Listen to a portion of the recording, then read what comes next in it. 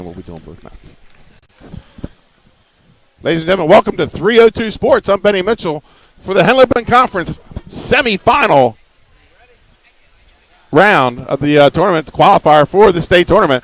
Joining me at Matt's side is Damian Creighton, former William Penn guy. So Damian, big Blue Hen Conference guy, back when the Blue Hen Conference was the top dog, and now you're moved down here and you assimilated into the Polytech Smyrna bunch, and you're back right in the conferences on top right now. Talk a little bit about the change in Delaware wrestling and how the Henlopen Conference has assumed this power. It's pretty neat how things have gone. Back in the 90s, Blue Hen was pretty powerful and dominant with the St. Mark's William Penn rivalries. Now you have some real even matches here with Smyrna and Cesar Rodney and Sussex Central and some of these other teams that really have stepped up their game. I like how you said in the past that the Henlopen Conference is now like the Big Ten of Delaware wrestling. Well, I have to give full credit to Paul Kyer. He's the one that came up with that, but I like to use it. The Big Ten of Delaware high school wrestling. Well, let's start right off the bat. First match we're going to have coming up as they're awarding the team championships and the coach of the year. On mat number 2, folks. Joey Natacola, the number 1 seed, the freshman out of Smyrna, 37-7. He's going to take on Anthony Glass of Dover, sophomore, 26-6. He's already pulled one upset in this tournament. He's the 5 seed, and he finds himself in the semis. What do you think of this matchup? This is a good one. The Glass is a tough wrestler. Again, I'm a Smyrna guy, so I got to go with Joey on this one. But this could be a good one that comes down to who's better on their feet. And then in the other semifinal that you'll watch on mat number 1 on your on our YouTube channel, Patrick Wisniewski from Cesar Rodney, sophomore, 33-7. He's the 3 seed. He'll be taking on Mason Ankrum, Sussex Central freshman, 31-9. He's the 2 seed. Ankrum beat Wisniewski during the season, but Ankrum's been back and forth with Natacola, so this is a very interesting semifinal matchup. I like this one. Very close to both of these guys from the junior level. They're both very experienced wrestlers. A ton of off-season work from both of these guys. It's going to be a very exciting match. So here we go, folks. Dan Rigby being honored as Henlopen Conference Coach of the Year. What's interesting is they didn't win conference. They won the state title. They certainly did. Exciting for Cesar Rodney to see some of those guys come in. They didn't have some of the bigger names in the state. They came in with a group of guys who wanted to win a little more than the other team. And interesting, that man out there in the orange shirt, that's a Henlopen Conference legend right there. That was Steve Bastianelli, former Sussex Central 3-time state champion, and now director of the Henlopen Conference Wrestling Tournament. One of the greatest high school coaches to ever coach in Delaware. Absolutely. And going back to that state championship match, Damon, you've been around wrestling as long as I have in Delaware. Would you agree the biggest upset shock in Delaware wrestling history, that match right there? I would. And again, I know I'm a little bit more of a Smyrna guy. It hurts to say it, but yeah, it's nobody envisioned Cesar Rodney being in that match except for the Cesar Rodney Riders. No, you're certainly right. And you saw the Henlopen South champions, Laurel, first time they've won since 2004, and then Smyrna wins the Henlopen Conference Northern Division, and right now they're way ahead of everybody in this tournament to win the conference championship. So here we go, folks.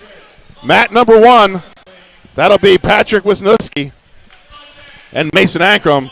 Mat number 2, Joey Natacola and Anthony Glass. Folks, you can open up 2 browsers. Just go to both YouTube feeds, turn down the volume on one, enjoy the action. Here we go, ladies and gentlemen, the 2018 Henlopen Conference semifinals. And on mat number 2, Natacola will be in the gray uniform with the red trim. And Anthony Glass will be in the blue uniform for Dover. And then both wrestlers are wearing the yellow over on mat number 1. And that's Mason Ankrum with the blue stripe. And, folks, the whistles are blown, and here we go. And Glass in on Natacola's leg early here, right off the whistle, looking to switch to 2 feet, but Natacola is able to keep the one leg away. Glass in on a high crotch, looking to score here. Natacola's in a little bit of trouble here, Damien. Certainly is. Natacola's going to put out of this position. He bunks it through. That showed a lot of mat maturity right there with Natacola. Nice job, and Natacola getting out of that. Over on mat number 2, that's Wisniewski. He was in a Russian, and he's looking to attack right away, staying low on the mat, and that 3-point stance goes right back to the Russian. And Mason Ankrum pushing the head away and creating that defense. Wisniewski real tough in that Russian 2-on-1 position. He can shoot a double leg out of that. He can shoot a high crotch out of it. And there we go. This time Natacola in on an elbow and an underhook. And we're going to get a stalemate. Referee on mat number 1, that's Lee Thompson. In the middle, that's John Groom. He had the call in the championship match just last Saturday. 0-0 in both matches here at 106 pounds. And Wisniewski's in on a high crotch. And a stall warning on Ankrum. And Wisniewski looking to get to 2, 40 seconds to go. Strays up to a double leg, sucks it in, and just needs a triple to get to the mat. Natacola's got 2 over on, and that's going to be takedown. I think it was wiped. It is a takedown, so 2-0 in both matches. And Natacola going to the hazard tilt. And he's going to get a quick 2 count. And he's up 4-0 with 20 seconds to go in the first period. Wisniewski rise, but Ankrum able to get the foot down, turn, and cut and score. 20 seconds to go. 2-1 Wisniewski, right back to that Russian. Or as Scott Cameron calls it, a 2-on-1. He refuses to give the Russians credit. Scott hopefully will be here. Just arriving late. Thank you, Damien, for sitting in. Always a lot of wrestling knowledge sitting in his bleachers, and I appreciate you coming over. This guy's speckled all over the place here. 8 seconds to go. 2-1 on mat number 2, or mat number 1. Wisniewski double leg shot with 2 seconds to go. I think he's going to get it. The time was out. And he's going to say time was out. So they're going to move to the second period on mat number 1. And the toss goes to Ankrum. And he's going to take bottom. Natacola trying to finish a ride here. 4-0 with 12 seconds to go in the first period. And he's looking for another tilt. And not going to get it. Time winding down in the front. And he hits a hazard tilt off that. Nothing there. Foot. Ankrum rises to his feet. And Wisniewski hits a hazard tilt. And they go out of bounds. 2-1, excuse me, with Wisniewski in the lead on mat 1. 4-0 going into the second period. Natacola leads. Glass is going to defer. Natacola takes bottom. Next match coming up, an exciting wrestler, the number 1 ranked wrestler in the state, Will Rain at 113 as Ankrum scores, makes it 2-2. And Natacola cuts and scores. He goes up 5-0. And he gets a quick ankle pick. Picks up 2 feet. No takedown yet.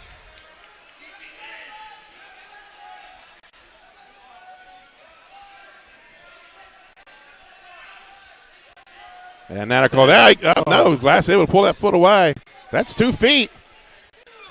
And that's going to be a takedown for Natacola. He goes up 7-0. We have a tough battle here over on mat 3. 2-2, 1:15 in the second period.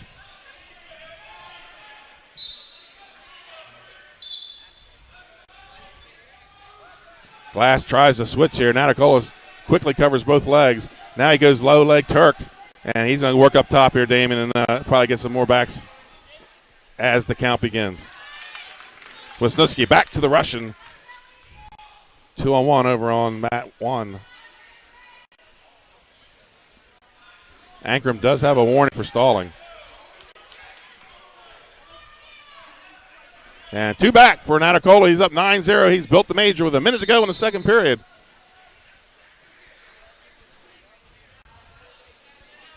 Damon, you think here with Wisniewski having choice in the third, does that put pressure on Ankrum to score here in the second period? Certainly does with that stall call, or stall warning he has on him. And he's going to dump him, but they're going to go out of bounds. There's 26 seconds left. Be interesting to see if Wisniewski takes bottom. He got turned in the dual meet, which was the difference in the match. 12-0 lead for Joey Natacola as he's racking up the tilts. The back point's off the tilt. And with that stall call, you notice right now Wisniewski he's maintaining the center of the mat. Wisniewski jukes nothing there. Goes back to 2-on-1. Late shot, 4 seconds to go. And moving well. So we move to the third period, and they are going to take bottom. And this is where Ankrum put him on his back in the dual meet. Ankrum is a tough rider. Reversal for Glass over here makes it 12-2 with 11 seconds to go, second period. You know, I've noticed throughout the season, Damien, and maybe you, Joey Natacola, man, he can come out like a ball of fire, but he seems to have letdowns within the match. He gives up points here and there. We did see that in the match against Ankrum, in the duel, first round of the duels with Smyrna. Hopefully, gets past that for the next couple rounds here. Ankrum's got a boot in on the left side, and now looking to get underneath that far arm.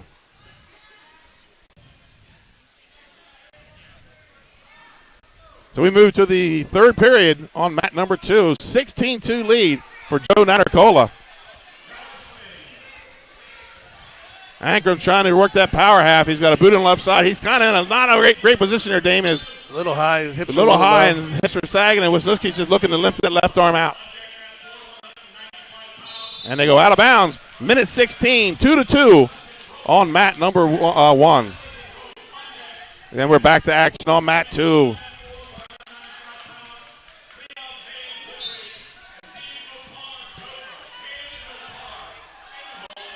I have to admit, Benny, this is tough looking at both these matches. It's so exciting watching both these guys. All right, we're down to 1 with Joe Natacola finishing that off with an 18-2 win. Natacola, he gets the tech fall. Ankrum riding tough, unable to turn him yet. He's got a body scissors in, looking to go power half on the right side. Now coming up on mat number 2, the number 1 seed and the number 1 ranked wrestler in the state at 113 pounds from Indian River, sophomore Will Rain, 39-2. And he takes on the up-and-comer Anthony Glass of Dover, sophomore, 26-6. Trenton Grant of Milford, a freshman, 20-13. 22 seconds left over here on mat number 1. I am impressed by Ankrum's ability to ride Wisniewski here for the whole third. And he's going to get a stalemate with 15 seconds left. So Wisniewski's going to look for a quick cut and score here. Will Rain, state runner-up last year, lost to Zach Spence of Slazanum, but was able to get that win back mid-season and send it to the number 1 ranking. I do like Will Rain. He's very explosive. Man, fun guy to watch. Fast like a cat, baby, let me tell you. He was a conference champion last year. And Wisniewski showing some leg defense here, able to keep him out. And as we said, that Ankrum puts the boot in. That match looks like it's going to go to overtime, 2-2. Wow. And they're back on their feet. In the dual meet, Rain had to really work to get the major over Trent Grant. Trent Grant's a tough kid. I'm telling you, this freshman is coming out of nowhere. And it wasn't from playing defense. Grant was going after Rain. He's like that freshman that doesn't know anybody's better than that. You know? It's a great kid to have in your program. Rain, underhook, looking to throw that underhook. Does throw it, puts him to his back, gets some swipes.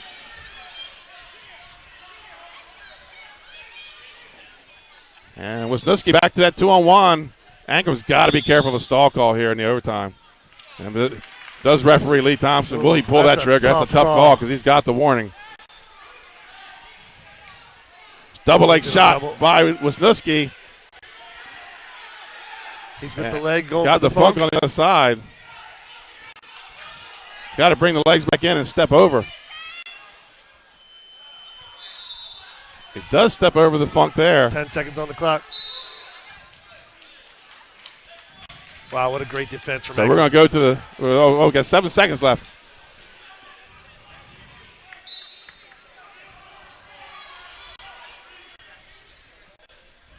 Another double leg shot by Wisniewski, but time's going to run out again. So we're going to move to the twin 30s on mat number 1. I'll tell you, this has to be one of the closest 106 pound divisions we've had in years. Absolutely, yes. Top 3 guys. Usually you got somebody that's just a little better than everybody else. This year, 3 of them all right there together. Rain up 5-0, second period, but Grant's on top looking for a turn. And we're going to focus here on 106 pounds. As Wisniewski, he's probably going to have to put the ride on here, Damon. He got ridden for 2 minutes in the third period. Goes to a tight waist and a half. 15 seconds go, halfway through the first 30 seconds of the twin 30s. Ankrum rises to his feet, brings him back down.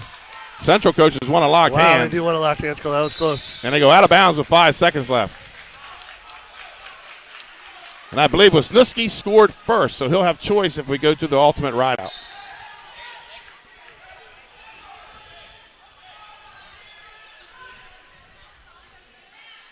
And Rain comes to his feet, cuts and scores. He's up 6-0 with a minute to go in the second period. And Wisniewski gets the ride. I think that's going to be important. Wisniewski picks down. That choice is to win 30. Win 30.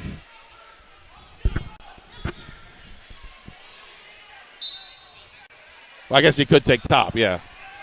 But I'm taking down here and taking my chance on an escape.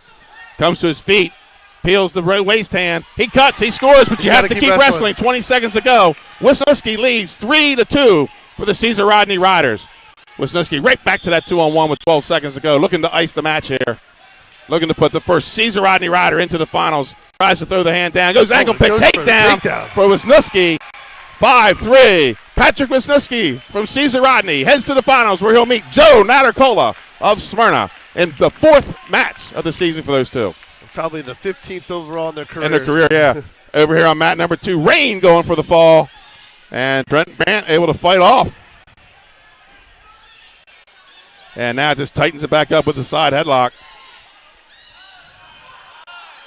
And time runs out.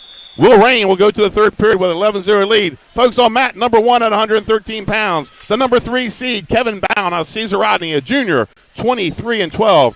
And he goes up against Jackson Al-Chokachi of Smyrna, the junior, 29-7, and the number 2 seed. Al-Chokachi has 3 wins over Bound this year. 3 wins. That one in the duel was a close one. And right in on the leg is Bound. And able to get to the edge of Al-Chokachi. Al-Chokachi. I'm just going with Jackson. That's a tough one to say. Yeah. He is known on PE Preps as Jackson Alphabet. I was talking with him about that yesterday. He thought that was great. And Jackson's in on a shot. Looking to gather 2. Does takedown for the Smyrna wrestler. Because I believe Smyrna has put 10 in the semifinal. Maybe 9. I'm not sure. Smyrna's got a ton in the semifinals. And we have injury time over here on mat number 2 with 11-0 lead by Will Rain. Hopefully that loss in the duel sparks some of these Smyrna guys to kind of step up their game. I was talking to my son last night, Trey Mitchell, assistant coach is here, and I was just telling him it just seems like their guys had a little bit of state title hangover, a little bit of letdown. They didn't now 5th here in the tournament coming into today. And sometimes you come off an exhilarating win like that, there's a letdown that follows. Tough to keep that same momentum going. Right.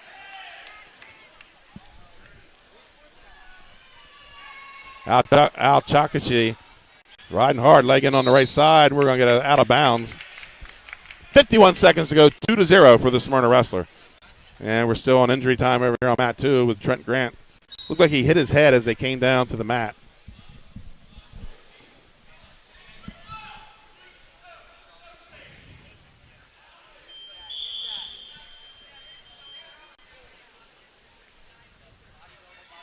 If Bound, I think Damon, if Bound is going to beat Jackson, it's going to come down to he's going to get on his feet and run takedowns. And as we know, talked to Jackson at the state duels, and he's wrestling on a torn MC and LCL.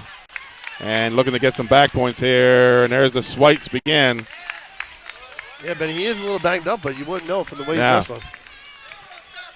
Well, he's smart. He's using his bad leg as his hook leg, and using the pressure on the good leg.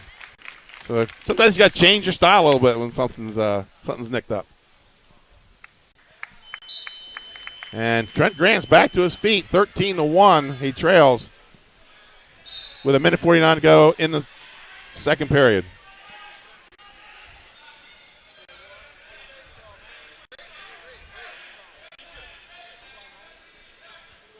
Rain looking to get another set of backs here and wrap this thing up. And escape for Grant, 13-2.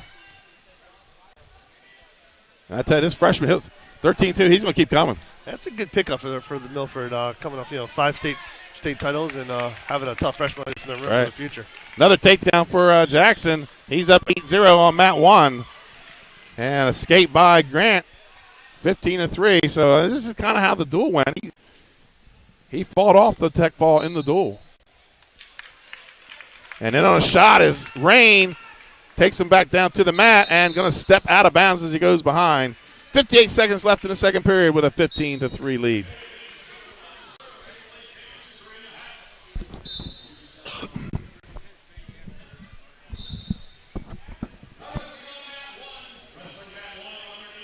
Still 8-0. Chokichi looking to run that half, and they're on the edge. And they go out of bounds. Minute 12 left on mat number 1. 15-3 here on mat 2. Rain looking to move to his second conference finals, conference champion last year. And he throws him.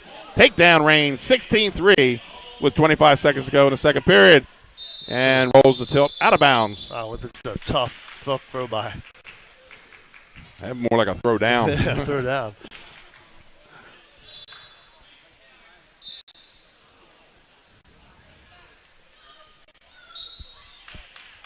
You know, for a guy that was a state runner-up, Rain is still one of the more improved wrestlers I've seen this season. He's added some stuff to his game other than just the quickness and the strength. I'd have to agree with you, and that win over Spence early in the season really proves it. And there's another throw by. And time's going to run out, and no takedown with a 17-4 lead. Well, that's the match. That was third period, my fault. Major decision, 17-4 for Will Rain. Coming up now on mat number 2 at 120 pounds.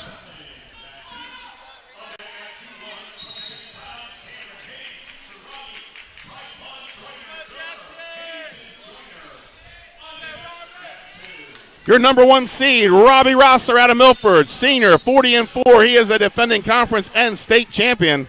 And he'll be taking on Amir Pierce out of Dover, sophomore, 25-8. He's the 5 seed.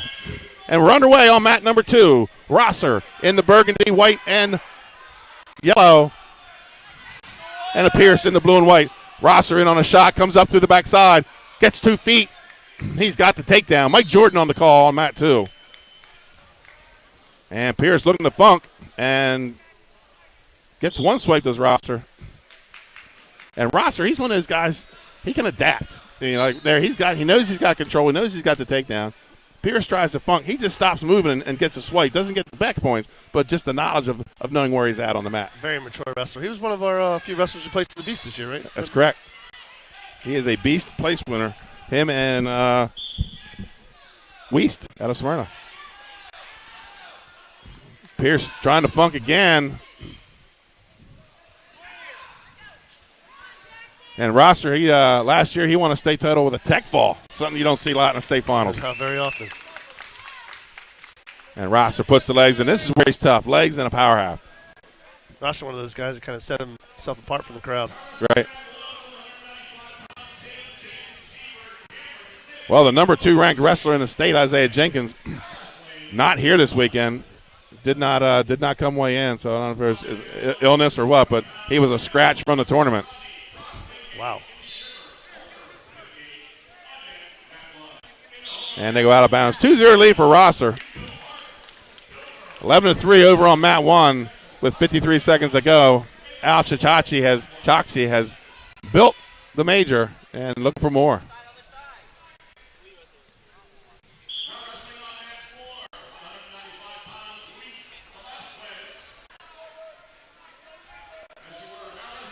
But it's been very interesting this year with the 4 auto bids from the conference and then the 4 wild cards. Really yeah, you're going to see some weights. One of them, I think, 220, where the Henlopen could send 8 guys. I think 32 is another one where the Henlopen's strong. Very deep. I kind of like it to a degree.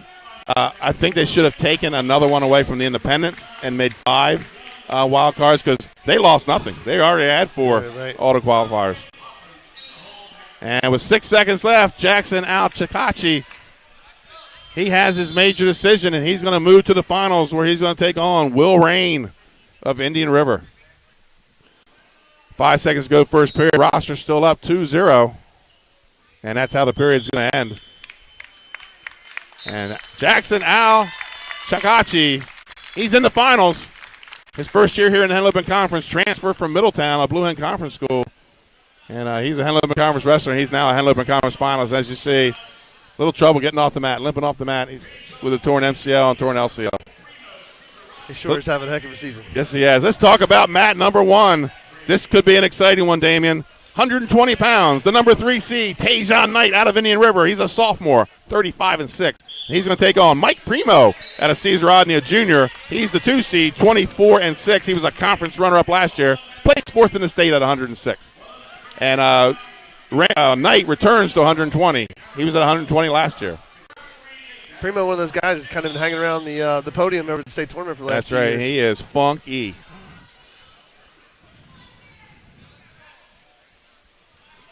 And Knight in on a shot. And looking to pop his head. Still can't get to that second leg.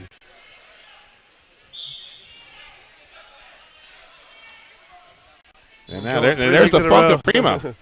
That's the kind of stuff he will do. And Rosser gets an escape here and a quick takedown. He's up 5-0 with 1:29 to go on mat 2. The hometown wrestler from the Milford Bucks, Robbie Rosser. Still no score on mat number 1. Folks, you're watching 302 Sports. Benny Mitchell with Damian Creighton. Mat side for the Henlopen Conference semis. We'll be back tonight for the finals as well. Estimated 4:30 start. I think that might have been an ambitious schedule, very aggressive schedule. Very aggressive. I don't see him starting at 4:30, but We did add that fourth mat. we'll be ready. Primo in a front headlock, goes low leg. Oh, it's gonna be He's big. got it. He's got the low leg cradle. He's just going to step behind and take the 2. So Knight kind of got caught in that front headlock, keeping his feet still. This Amir Pierce from Dover's a tough sophomore. Yeah, he's put on some people this year. He's surprised some people. And Rosser with a double armbar looking to turn. I really like what Coach Harris has done with this team. Yeah, he's got him aggressive and ready to roll. I was actually sitting next to them in the bleachers last night and kind of watching these guys and how they're reacting and how they kind of supporting their teammates. A really, really good group looks like he has there. A little bit of Henlopen Conference history, Damon. Tajon Knight, son of Toy Knight, who was a conference champion and an outstanding wrestler down in Indian River back in the 80s, late 80s. And you can probably see him in your camera view at Matt's side. Watching the young buck over there. That's him with the glasses Yes, on top? yeah. Toy Knight, Henlopen Conference, outstanding wrestler back in his days at Indian River High School. Mike Primo comes to his feet. Knight picks, returns to the mat. And they go out of bounds. 2-0 still here in the second period for Primo. Robbie Rosser with a 5-0 lead. 30 seconds to go in the second period. And Rosser's strength has been turning people. He's not been able to turn Pierce yet.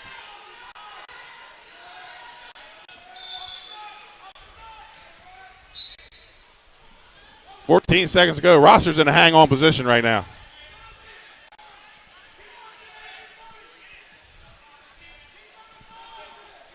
Five seconds to go here, second period. Looks like he might escape with the clock here. Yeah, the clock's going to be his friend. But I believe Pierce is going to have choice here in the third period.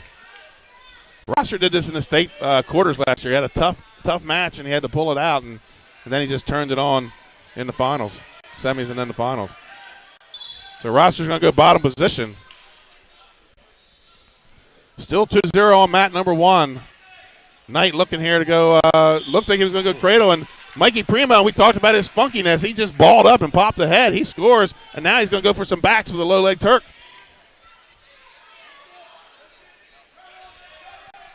Yeah, Primo, one of those guys jumping weight classes and seems to be handling it pretty good.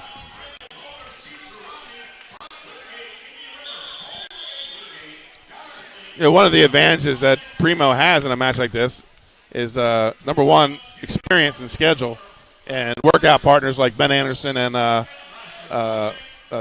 Cam Hayes. that certainly doesn't hurt. Right. Having a two-time state champ and a ranked guy on either side of you. And underneath you, Kevin Baum, who's, was a state place winner last year.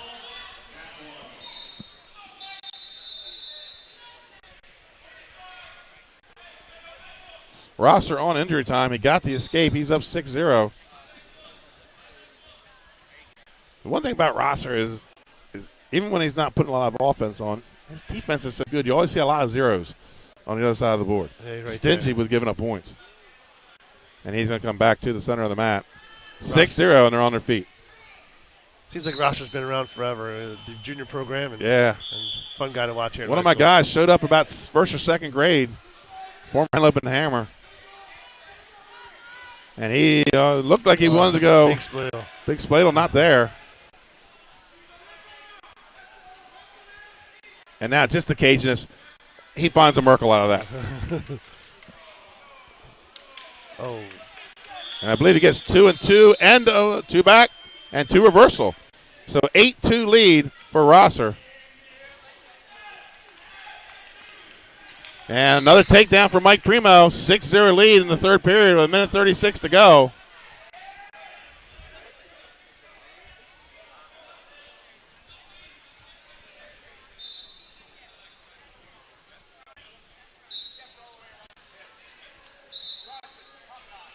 And we're going to get a potentially dangerous over on mat 1. Rosser rises to his feet. Clears the hands. Pierce pulls him back to the mat. Rosser coming around the right side. Great hips here with Rosser. That's all hips in this thing right here. Able to get his hips up, back around to the right side, work himself out. He might have another Merkle here with a 10-2 lead. Pierce in on the left leg. And now Primo looking to run a cradle with a minute to go in the third period.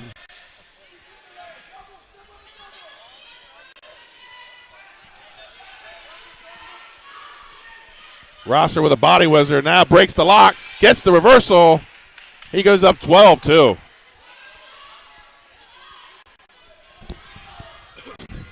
Mikey Primo, he's going with what they call the CR special, that power half with the wrist.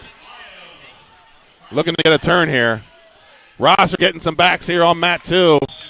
And they're going to go out of bounds. 2 back, 15-2 lead for Robbie Rosser. So it was a slow start, but Rosser turned on the offense here in the third period. Certainly did. 13 seconds left on mat 2.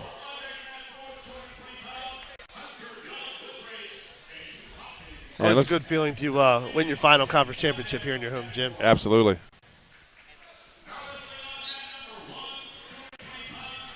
"17 seconds to go on mat 1. Primo boot in. Looking to ice the match. Throws in a second boot.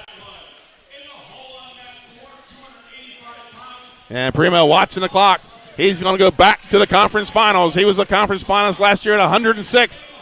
Jumps up 2 weight classes, and Mike Primo returns to the conference finals for the Caesar Rodney Riders with a 6-0 decision over Tejan Knight. Coming up on mat number 1 at 126 pounds from Laurel, the junior, 22-2, Woo Foscu, one of the greatest names in wrestling in the state of Delaware. Woo Foscu from Laurel. And he's taking on from Cape Henlopen, the junior, 34-7, the number 2 seed, Anthony Caruso. Caruso is state finalist a year ago and a state champion as a freshman at 106. One of the more exciting weight classes in the state. 26 another. It's like about 4 or 5 guys in there. Rosser with 11 seconds to go from his return trip to the conference finals. He was a champ at 113 last year, state champ at 113 last year. 2 seconds left. We got Caruso on his back here on mat 3. And 2 back. 4-0 for Woo Foscu. Robbie Rosser from Milford. He is back in the conference finals. He's your returning conference champ. So let's talk about the other matchup on mat number 2. At 126 pounds, the number 1 seed, Cameron Hayes, Caesar Rodney, senior, 40-12. Third in the state last year. State champion as a freshman and a sophomore. And he's going to be taking on the number 4 seed, Taekwon Joyner of Dover, senior, 29-5. What a fast start for Woo Foscu over there on mat 1. Yeah, our focus is over here on Robbie Rosser with his match. And before we heard the crowd here kind of going nuts behind us. Caruso in on a single leg. Foscu with the shin whizzer.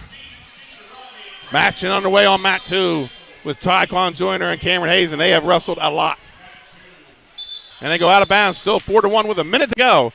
Woo Foscu leads. Yeah, basically Caruso, he just needs to weather the storm, the number 2 seed. He got thrown to his back. There's a lot of points to come back in this match.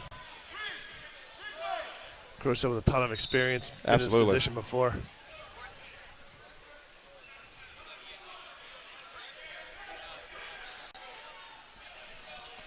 There's no score here on mat 2. And Hayes will be in the yellow singlet for the Caesar Rodney Riders. With another takedown. Foscu with another takedown. He's up 6-1. And also mat 2 blue singlet from the Dover Senators, coached by Aaron Harris, former Caesar Rodney Ryder was the state champ. So he's across town and across corner now from his alma mater. But that is Taekwon Joyner in the blue singlet. Foscue putting on a ride here with 25 seconds to go, up 6-1. Caruso rises to his feet, looking to break the hands and clear and cut the score. Foscue cross wrist, takes it out of bounds. He leads 6-1 with 16 seconds to go in the first period. The entire gym taking notice of what's going on here on mat 3. He'll just have to be leery of the over-under. Caruso will throw you from that lat drop position. Certainly will.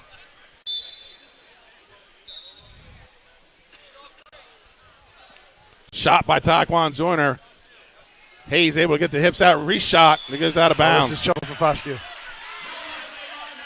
And gets the reversal, goes behind, 6-3. No backs. And no backs. 6-3 lead for Wu Foscue, and that was all in the first period.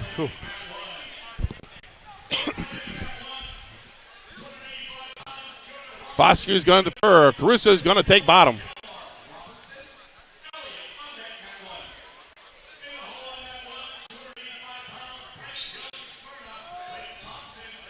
Caruso won the dual meet. I believe it was a 6-2 score back in January. And Foscue is going to trail cut. Score for Caruso, 6-4. So starting to close the gap a little bit. It's Caruso on mat 1. Still no score with 15 seconds to go. Caruso looking for that dump. Cool. Goes for the big throw. Who's going to win this scramble? Looks like it could be the circle, and the circle does win. Wins.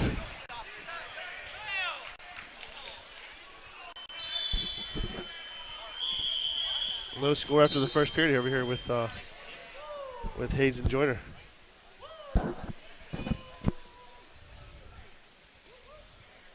Toss goes to Hayes. Hayes will take bottom in a 0-0 match.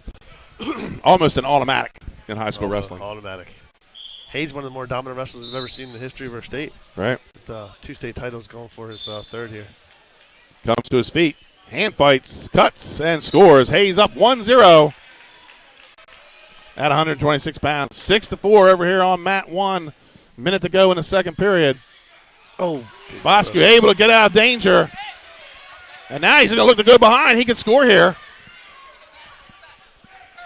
Caruso knowing where the circle ends. He pops the head. That's a takedown.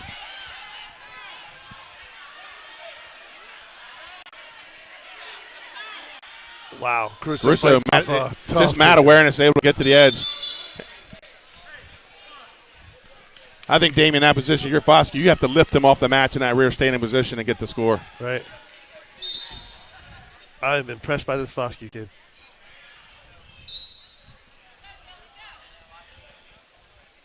He would shock the gym with a semifinal win here, I guarantee you. 30 seconds to go, up 6-4. He'll have choice in the third period. So if he can fight off this last takedown attempt. Another sweep single attempt by Caruso. Not there. This time he gets in, looking to dump.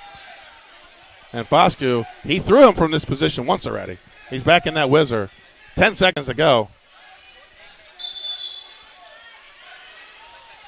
Foscue goes for 3 legs in a row. Gets the takedown. That's a takedown. That's a takedown and back. And he's counting. Oh. Whoa. 8-4, Wu Foscue. Wow. No back points. Wow. Wow, the gym's starting to light up here a little bit. The gym is starting to get excited. Foscue has choice. He's taking neutral. Wow. Gutsy call for Wu Foscue. He's not going to stay on bottom. He says, I'm going to get another takedown. He's got to watch the throw, though. Caruso has won many a matches trailing with a big throw. He's a 5-point move guy. Out of Henlopen High School. He goes in low leg this time. Foscue's going to put the boot in. Looks like an opportunity for a side headlock here. Yes, he does. Caruso with his arm through. Foscue able to get the hips back up. If nothing else, he's chewing up time on the clock. Yes, he is. He might have a takedown now. I thought he had an arm and head on the other side. Really doesn't have anything there. Needs to come back and cross face and get that arm out. I don't think rolling him right now is a good option. Ooh. I just think burn time. Get a late stalemate. Stay tight, locked in the crotch. And that's the stalemate with a minute 12. 8-4 lead. I think if Foscue has to go on the offense, tell you the truth. Yeah, too much time to ice this one. Caruso's looking for that dump. He wants to dump him to his back. He's just shooting that sweep single with the arm on the far side.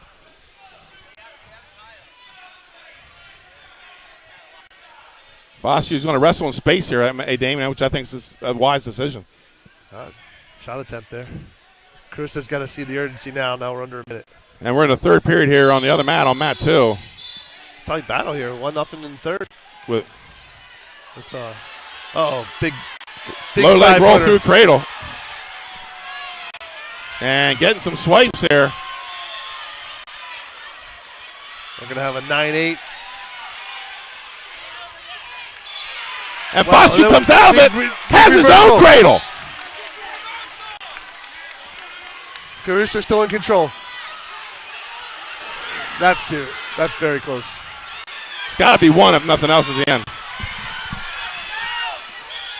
Worst case, he better push away. Crowd is getting into this match. Escape from Foskew. He now leads 10-9. 5 seconds to go. 6 seconds on the clock. Folks, we got an upset on mat number 1. Overtime. We're going to overtime. Oh, it's 9-9. 9-9. I thought it was not. He had already awarded the escape. I didn't see the point go up. So we're 9-9. We're going into overtime, folks. Coach Glandon going nuts here in the corner. Getting his guy ready to go in the overtime. Meanwhile, we're ignoring mat 2 where we're 1-0 with Cameron Hayes on top. Damien, you stay on mat 1. I'll keep my eye peeled on 2. This is too exciting, Benny. You got mat 1. Hayes is a good rider. Minute 12 to go. Actually, Benny, I'm going to get in trouble. My son's over here on mat 1, not even watching. Oh, the gym goes nuts. Foskew gets the takedown. Wow. He knocks off the state runner-up. Wow, that's a huge match. Woo! Foskew and the crowd comes to their feet. The whole gym coming to their feet. They can appreciate a Henlopen Conference semifinal upset. Wow, that is a big one. I have to tell you, though, you have to give Caruso credit. He went to his back in the first 5 seconds of the match, and he pushed this match into overtime. What a match on mat number 1. His body language stayed strong, and he never panicked and just kept battling. 29 seconds to go. Hayes up with a reinforced armbar. He's up 1-0. So let's move to mat number 1. 15 seconds on the clock here. This is a tough match here with Joyner and Hayes. They wrestle like this all the time. Again, another weight class that's very, very close. But let's give you the breakdown on mat number 1. The number 3 seed, Gabe the Graffenried out of Laurel, junior. 33-0, Damien, the only undefeated wrestler in this tournament. And he's up against Nick Nattercolas from Smyrna, the defending state champ at 120. He's 25-9, and he's the 2 seed. 6 seconds left as a tilt by Cameron Hayes gets a 3-0 lead. And Hayes in trouble. is going to return to the finals with that 3-0 win at 126 pounds, where he's going to meet Lou Foskew from Laurel. So let's give you the matchup on mat number 1, mat number 2. At 132 pounds, the number 1 seed, defending state champion from Sussex Central High School. He's a senior, Rashad Stratton, 34-4. And he's going up against Richard Fontisella of Dover, junior, 23-11. The number 5 seed. So he's pulled one upset already this weekend. But he's a tough task to pull one against Rashad Stratton. Rashad Stratton, one of the best double legs in the business. So here we go. Rashad Stratton's in the yellow singlet. Fornicella's in the blue singlet. On mat number 1, 2 guys in red, but the one with the bulldog on his back, that's Gabe the Graffenried taking on the defending state champ. And they're out of bounds. 0-0, 45 seconds left. A little story about Gabe the Graffenried. This fall, doing a football game in Laurel, and there's a medical emergency in our camera person's family. And Gabe the Graffenried on a homecoming Saturday gave up his time with his friends and came up and videoed the game for us, worked the camera. Just the kind of young man he is out of Laurel High School. And it looks like Stratton gets a finger to the eye. Damien, that last match, that's just the Henlopen Conference. Wow, that's the Henlopen Conference Championships. That was worth the Somebody's always going. There's always going to be an upset in this tournament. I'll tell you what that does for the state tournament, though. That puts Crusoe in a spot for somebody to pick up in an early round. That's right. I think Caruso still could manage to be the 3. I don't think he would move to a 4. We'll have to wait and see. 0-0 on both matches here, and the weight classes keeping up with each other. Both matches at 132. Yeah, 0-0 here on mat 3 with Natacola.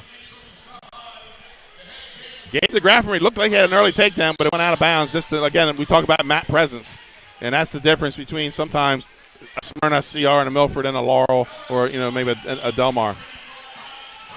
And Rashad Stratton to go on the dump. He's going to work. Gets the takedown to Stratton, and they go out of bounds.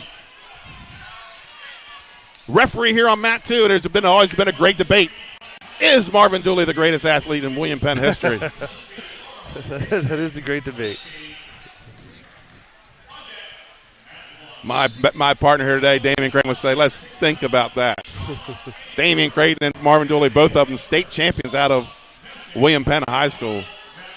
Marvin played a little bit of pro baseball. And I believe was all-state football player, too.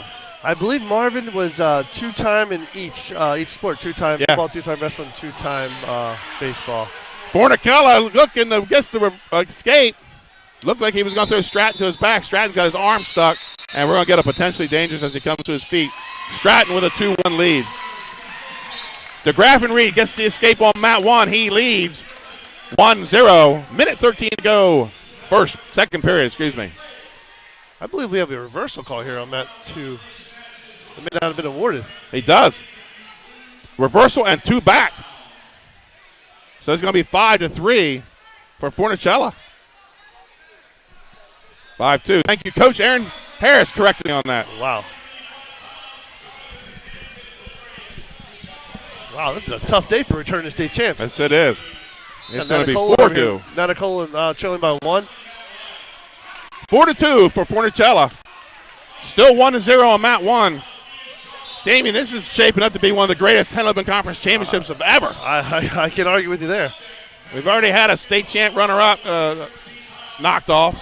Stratton's in trouble over here. Natacola's in trouble. Both of them are defending state champs.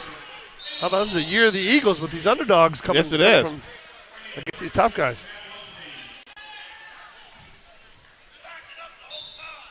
And Graffenreid down on an ankle. Natacola looks to Funk. Natacola in a weird spot there. Yes, he is. He's put himself in a weird spot. Circle. The Graffenreid looks to go behind, steps over the ankle. And Lee Thompson not quite sure. He shakes his head, puts up 2, shakes his head again.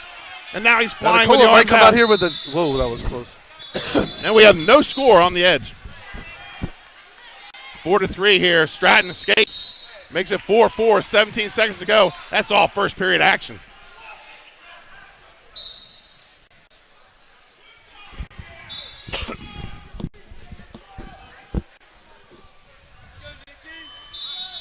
And that's the end of the first period, or second period, 1-0 for Gabe DeGraffenreid. And Stratton takedown, and the backs. Time runs out. Should be 2-2 with an 8-4 lead for Rashad Stratton. 8-4, first period action. Oh, that's a heck of a first period there. The Graffenreid drops down, and Natacola is going to get the escape. 1-1 on mat 1.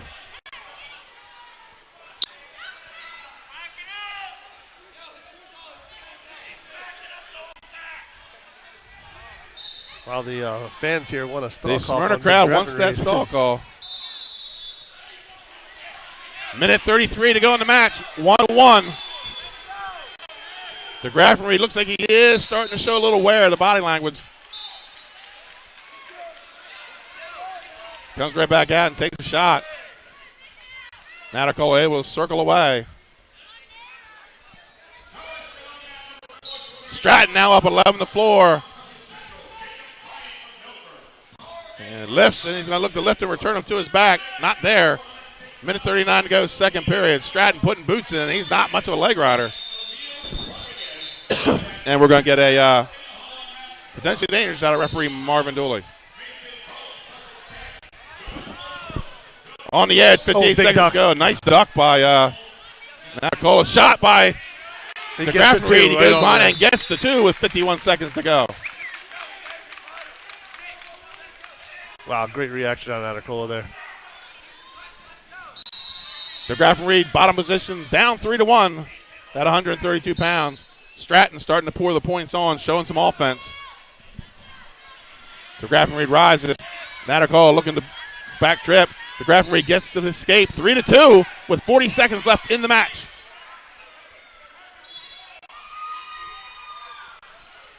This the Grafton Reed, he's definitely on the radar here. A junior. Yeah, he'll be back. We're out of bounds, 27 seconds to go.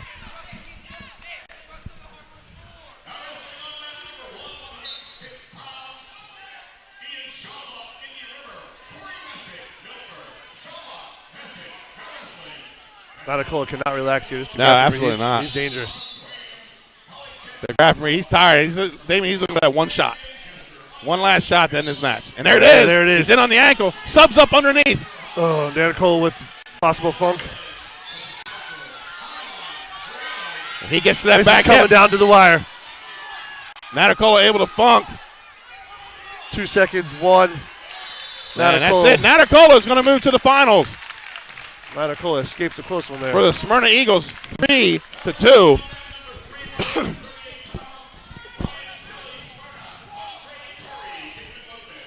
And with 10 seconds left, Stratton gets reversed, 11-6.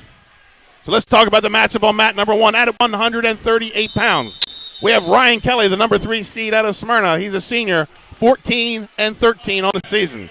And his opponent from Cape Henlopen, the sophomore, 27-11. The number 2 seed, Andre Curry. Look to Ryan to come out here and score quick. Yeah, he likes to come out and go 2-2 early in the match.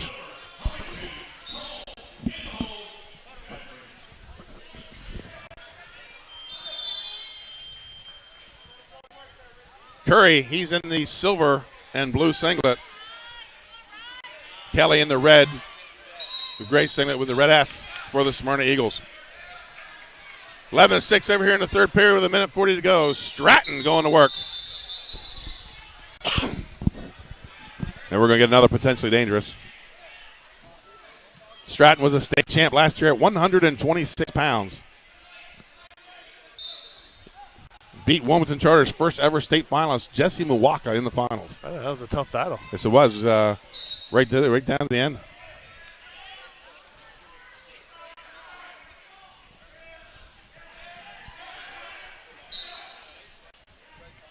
Ryan Kelly, he was in the huge battle in the state finals, the dual state finals last week with Ben Anderson.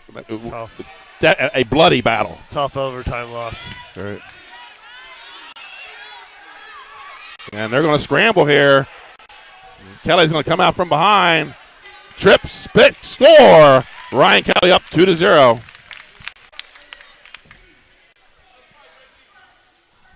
Typical Ryan start to a match. Need to keep this pressure on.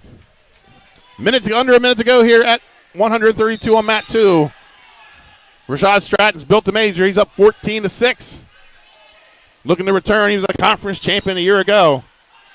Looks like we're going to have a state champion versus state champion final here. Yes, we do.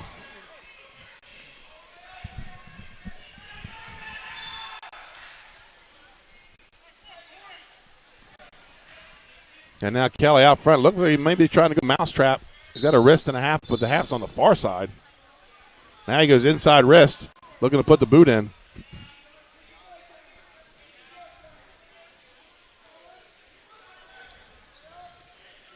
Stratton drops down to that low single.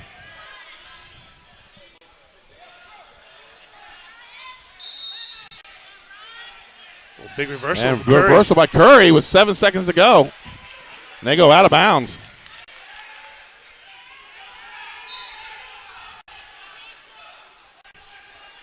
Hey, we talked about the Riders being in 5th place coming into this round, but they've already punched 2 of their 6 through. Wisniewski was a toss-up guy, or two of their 6. One didn't make it at 13. Primo, that was a toss-up match.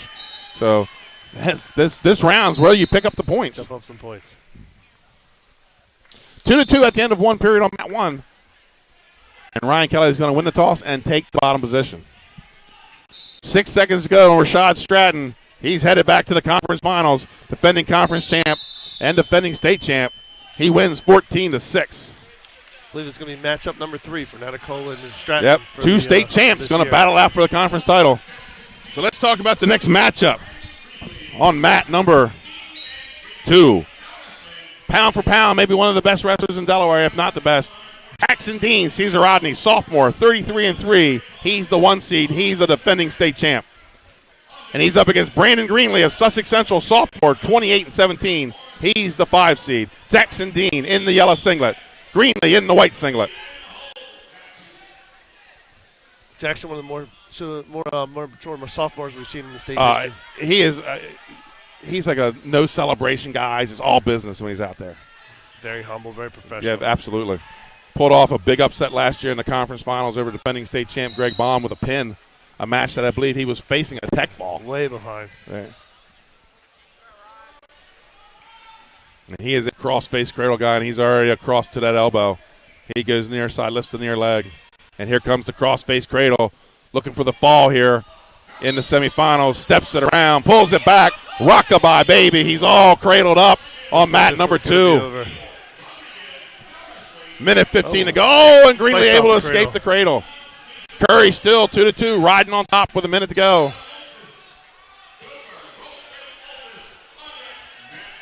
And now Jackson Dean, he's going to go bar and a wrist.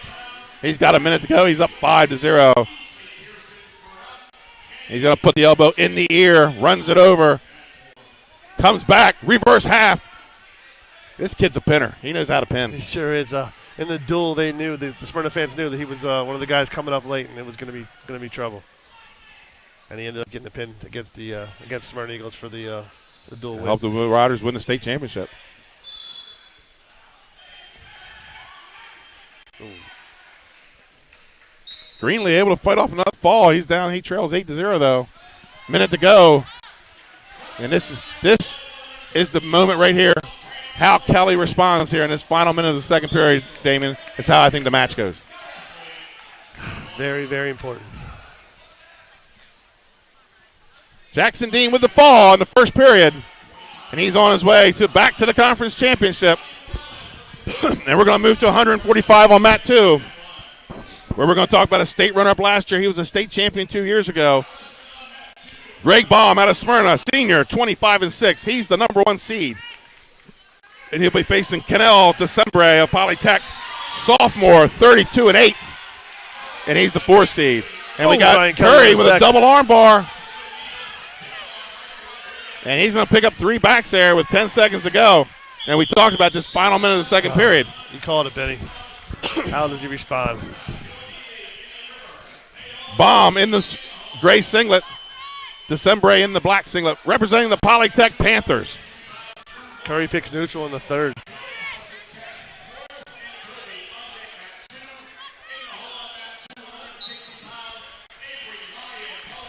Baum gets the takedown. He's up 2-0. He's headed to Muhlenberg College next year, where he'll wrestle in the Centennial Conference. Obviously, if he's going to Muhlenberg, he must be an excellent student. Centennial Conference, known as the Ivy League of D3.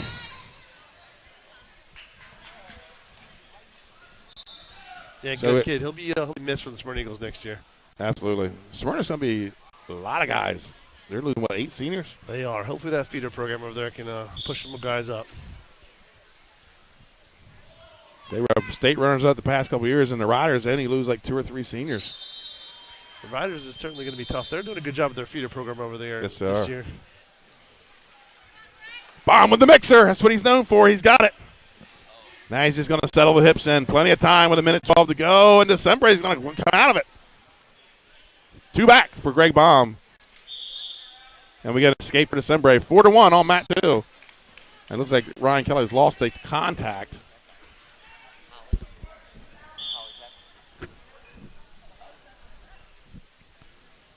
This is the Polytech Panthers' first semifinalist of 2, I believe. Avery Mahan will be next at 160, coming up in 2 matches on mat 2.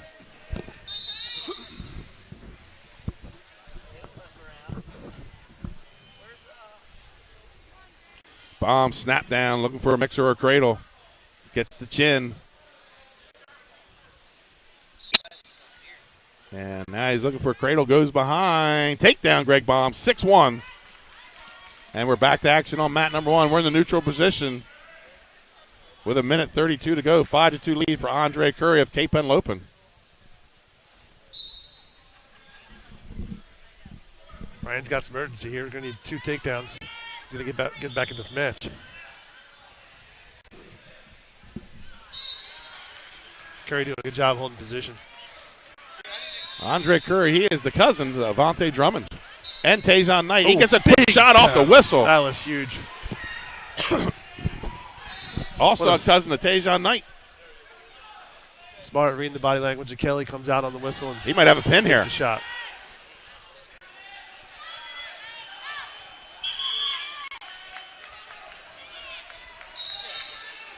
And they go out of bounds. 7-2 lead for Andre Curry. Wow, big fan of Curry now. That reading that body language and taking that shot and kind of capitalizing on the situation. 6-1 lead for Greg Baum on mat 2 at 145. We're at 138 on mat number 1. Coming up next on mat number 1, if it was football, it would be the Battle of the Bell, as we have a Lake Forest Spartan going up against a Milford Buccaneer. Seth Fleming and Oscar Rosario coming up on mat 1. 38 seconds to go. Curry leads 7-2.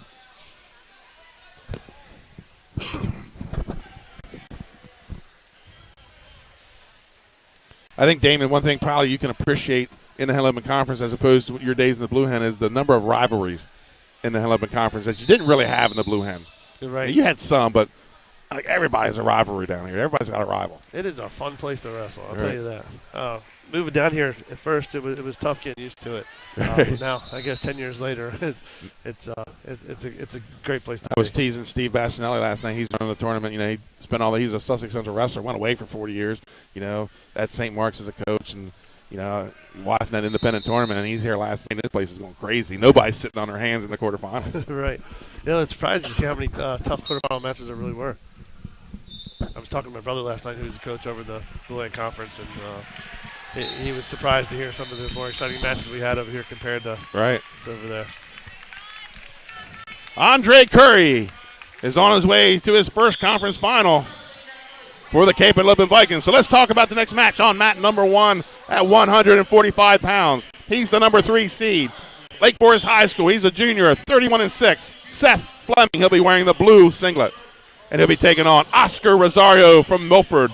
He's a senior, 27-11. He's the number 2 seed. These two matches this year. Rosario has won both.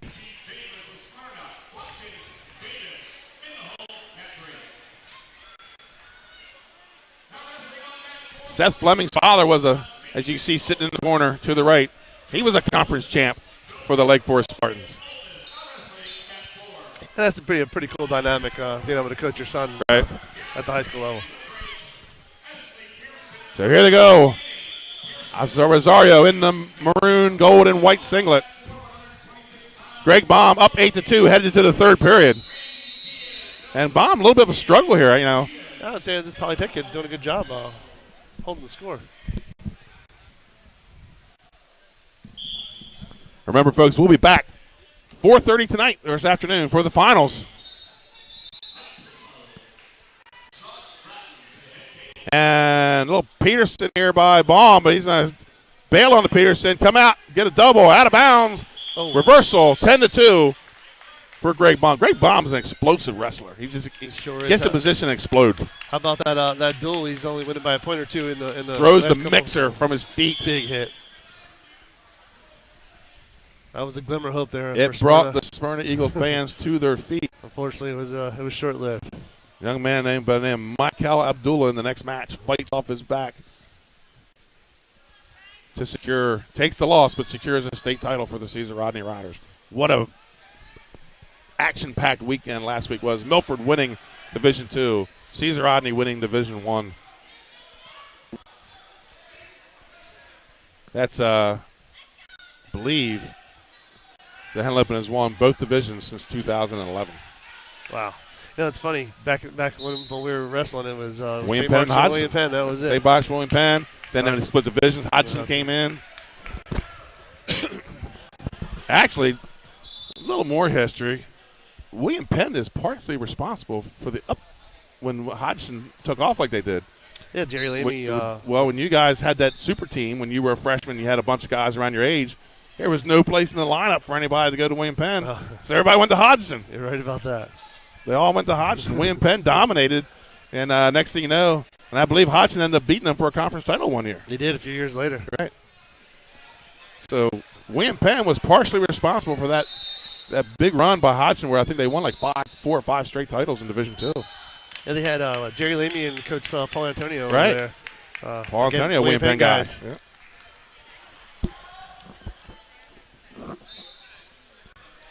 2-0, Oscar Rosario going into the second period. Rosario's had an up and down season this year. He's lost some, won some matches. Maybe he shouldn't have. Lost matches. Definitely lost matches he shouldn't have. But he's in the semis and finds himself a match away, 4 minutes away from a conference finals. And Greg Baum, he's headed to the Henlopen Conference. He's back for the 3rd straight year into the finals with a 12-3 major decision over Canal Decembre. Looking for his second title. So let's move to 152 pounds on mat 2. Your number 1 seed from Sussex Central High School, the senior, 33-7, Drew Morris. And he'll be taking on from Sussex Tech, the Ravens, the number 4 seed. He's a senior, 35-6, Mikey Covey out of Sussex Tech. Covey in the black singlet, Morris in the yellow singlet. Here we go, 152 underway on mat 2. Okay, folks, I want to thank you for joining us for today's semifinals. We're at Milford High School on 302 Sports. I'm Benny Mitchell, with me, Damian Creighton. Getting the call. Covey goes into his back, but it's out of bounds.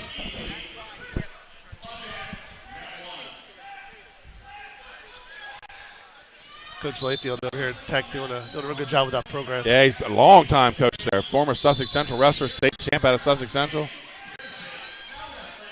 And we're going to have blood time on mat 2. Rosario's got boots in. He's got a power half in. 43 seconds to go. Coach Don Parsley encourages him to push the head away.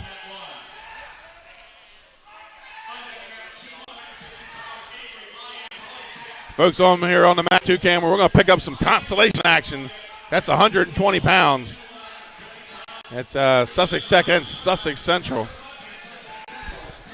I believe that's going to be Hunter Heinlein and Yanni Morales. Morales out of Sussex Central in the gold singlet. How about Coach Parsley putting together another state title run here? 5 in a row. Count it out this year. Count it out at the end of last year. They hadn't even put the trophy on the shelf in this school, and everybody said they weren't going to repeat. And, they did it from the 3 seed, just like the Riders. They lost 2 conference matches. And Don Parsley pulled it all together. I talked to him right after the state championship. We just made some changes in our practice and, got some guys focused, and they come in, they go from the 3 seed, and they win the state title, knocking off the 2 teams that beat them during the season, Indian River and Laurel. As a coach, Benny, I always ask about what other coaches are doing for some of my guys, and they typically tell me, or a couple of them said that one of the best practices they've been to is Coach Parsons' practice. Yeah, absolutely. I tell you what, we practice here with the Henlopen Hammers, and I'm known to sneak in a half hour early every once in a while. Not a bad idea. We have to do the same. All right. And we have a call on the edge. Rosario got the escape. Fleming throws him in a lat drop. Lake Forest coach is not happy. They thought he still had 2 feet in. But referee Mike Hartnett says he stepped out of bounds. 3-0, minute 36 to go on mat 1 for Oscar Rosario and Seth Fleming. These 2 schools 8 miles apart, Lake Forest and Milford. So you get that little natural Division II rivalry, Henlopen South rivalry.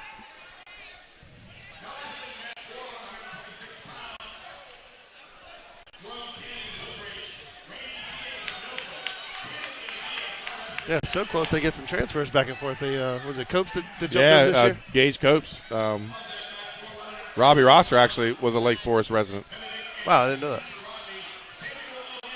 And Fleming throws him to his back. This is huge. Fleming lost the last 2. He's lost the last 2 matches against Rosario. He stays right here. He's going to end up pulling a 5-3 win. And another upset, although a 3-2 upset, an upset nonetheless.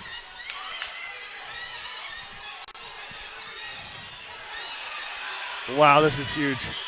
Wow. And Fleming with the fall. Fleming. Exciting. He's headed to the conference finals at 145 pounds where he'll meet Greg Baum. Wow, that was big.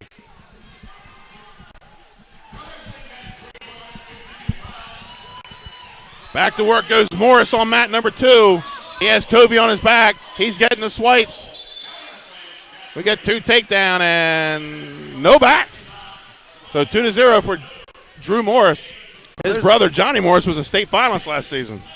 A lot of maturity out of that Fleming kid. He goes down, he doesn't panic, and he keeps wrestling here, and late in the third, he ends up coming through. Wow. Let's talk about the guys on mat number 1 at 152 pounds. Kyrie Hovington of Milford. He's a senior at 31-9. He's the 3 seed. And he's going to take on Tyshawn Cole of Dover, junior, 23-12. Damon, he's a 7 seed. He pulled a big upset last night. 7 seed. So here we go. Action underway. Tyshawn Cole in the blue for the Dover Senators. Kyrie Hovington in the burgundy, gold, and white for the Milford Buccaneers. 7-0 lead for Drew Morris. Looking to go hazard. And does, and gets 1 count. You know, Damon, a lot of people, they watch that, they watch when people get in a hazard roll and it goes a little too far and, you know, everybody panics. As long as you hold that wrist, you hold that wrist, you're in good shape.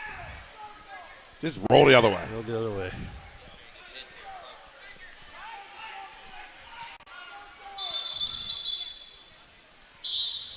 Out of bounds. 2-0 lead for Kyrie Hovington. The Senators put quite a few guys in the semifinals.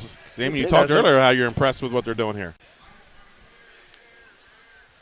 Yeah, one of those things. I like to ask guys, you know, what these different coaches are doing, and I do follow up on Coach Harris a little bit to see what's going on over there. Coach Aaron Harris, you see him across the way, sitting to the right. Always interested to see how these coaches can bring guys together. He went to Florida for a while. Yeah, he coached in Florida, won a state title in Florida. Correct. Talked to him a couple years ago about coming back, and he said it had been in the plan from the start. He'd always planned to come back home and coach. It's great for Dover wrestling. Mm-hmm. Also see he's trying to start a feeder program over there at Dover as well. He was also wrestled at Del Valley, Division III, tough Division III program. So more blood time on mat 2. Drew Morris, 6 seconds ago in the first period, has a 9-0 lead. Yeah, 2-1 here on 1. Resurrecting that Dover program back from when Coach Harry Rigby. Had them in every year in those state duels. Oh, Kyrie Hovington goes for that big side headlock. I hate to admit it, Benny. My own Delaware loss is to a Dover guy. Oh. And that was back in the Harry Rigby days. That was the Harry Rigby days, yep. Yeah. Toss goes to Morris. He's going to take top. He's up 11-0. He's 2 turns away from a trip to the finals. I do not believe I think he had an injury last year, did not compete in the conference tournament. Also a football player for the Sussex Central Golden Knights, running back and a linebacker.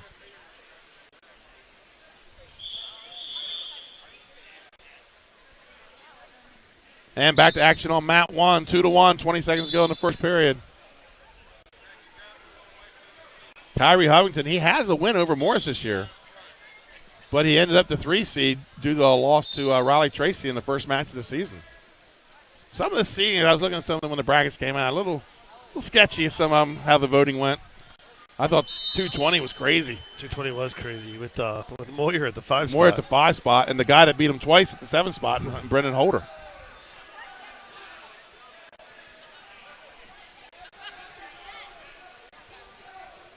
Still 11-0 here in the second period on mat 2. And we move to the second period on mat 1. 2-1 lead for Kyrie Hovington. He's in the bottom position. You won't hear any complaints from me if they pull 7 or 8 out of that 220 weight class. Right. Oh, I think that's definitely going to be an 8. That's going to definitely be an 8. Your son competing here today. He has now got to the top 8 position, correct? Yeah, with that last win. With that last win, he should yeah. secure top 8.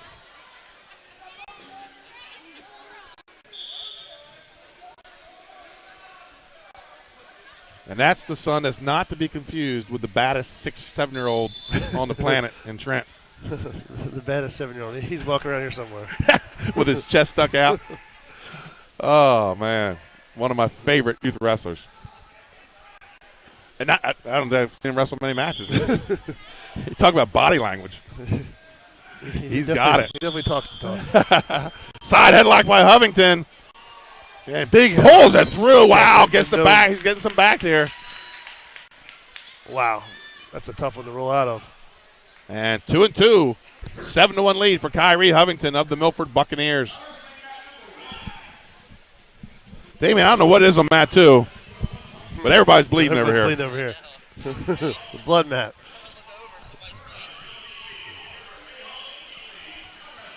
And Hovington looking to tilt here.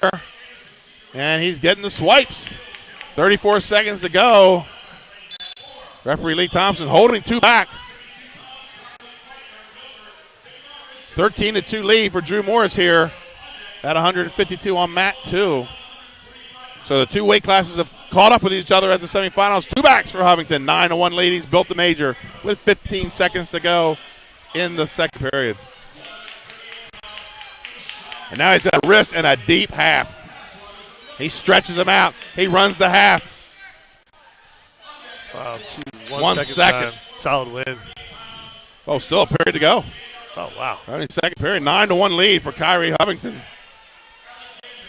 So the way things are shaping up right now, we can have a rematch of a regular season matchup between Hovington and Morris. Hovington won it, I believe, either 4-3 or 3-2. It was a 1-point match. Hovington's a guy, we do our club practice here in the off season. He's here every night. Also a soccer player. Fall, spring, summer, that guy's here. You love seeing stuff like that.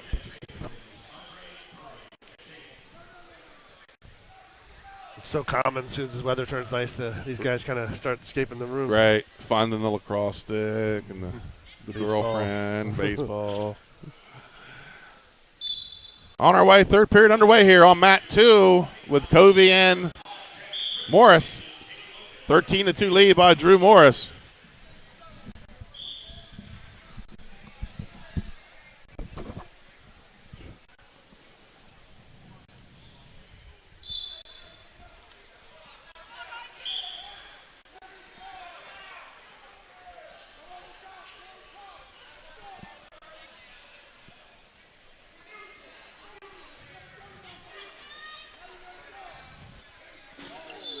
Big throw. Wow. Points. I heard Coach Scott Layfield yell to Covey, wear him down. Wear him down. Third period trailing by 11. He senses something. And you can tell Morris body language starting to show a little fatigue. Leading on the knee here. 14-4 lead for Drew Morris. It's still able to hold position, so he's got enough left in the tank maybe. Go behind by Kyrie Hovington, looking to bring him down to the mat, and they're going to go out of bounds. 11-3 lead for Hovington. 24 seconds left in that match. Covey, he's in on a shot. Looking to pop his head. He does. And takedown for Covey. 14-6 with a minute to go. Oh, he may want to hang on that. Leg drop. Big one by Kyrie Hovington. And the swipes. And time ticking away. Kyrie Hovington. He's headed to the Henlopen Conference Finals. His first trip to the finals, the senior. In his home gym. He'll be wrestling for a conference championship at home tonight for the Milford Buccaneers. And we have a stalemate on 2. So let's talk about the mat number 1 matchup. At 160 pounds, Divine Watkins of the Dover Senators. He's senior, 26-4. He's the 3 seed. And he goes up against J.T. Davis of Smyrna, sophomore, 31-5, 2 seed. Damien, I had this circled as one of the biggest matches in the semifinals. You know, it's funny. When I was sitting up in the bleachers last night, I did hear this kid talking. He's excited for the matchup. JT's had a heck of a year. This is going to be a close one. And Watkins right in on a leg. He gets the first takedown of the match. Coach Kurt Howe not so happy about it. Lee Thompson on the call, and Kurt Howe is going to bring him to the table. And then thinks better of it and sits down. 2-0 lead for Divine Watkins of the Dover Senators.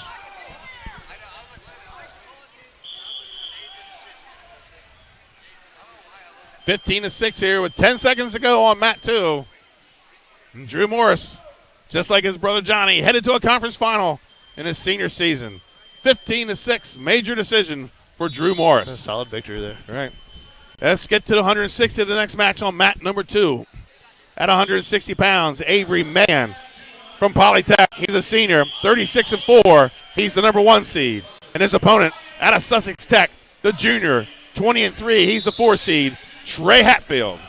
I got the opportunity to watch Mann wrestle quite a bit this year. I don't know. He had too many matches go out of the first period. Right.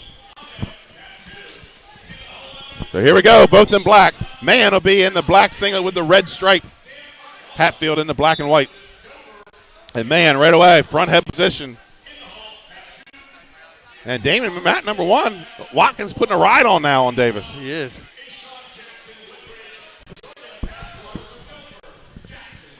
He's riding JT Davis tough. And what the biggest thing, he's keeping him flat.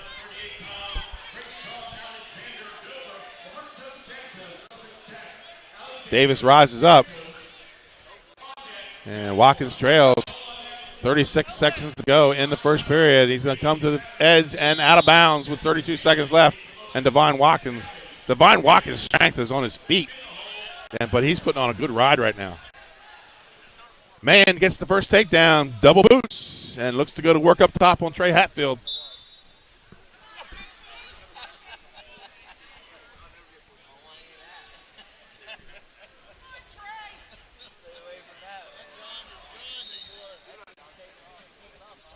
Urgency to score after that first takedown is real key here. Right, especially now you're in the last 15 seconds, so Watkins does not want to give up a cheap one. Comes to his feet, does Davis, pulls him back down as Watkins. Watkins just put an excellent ride on this period. Uh-oh. Got the low leg hook. Backs here. And does not get the backs. Time runs out. I mean, this holds true. I don't think a lot of people may have seen this coming. Just your casual fan, Damien. No, it's JT Davis had a number 2 ranked wrestler in the state. Yeah, JT missed the dual meet between Smyrna and Polytech. So Mayan and Davis have not wrestled this year.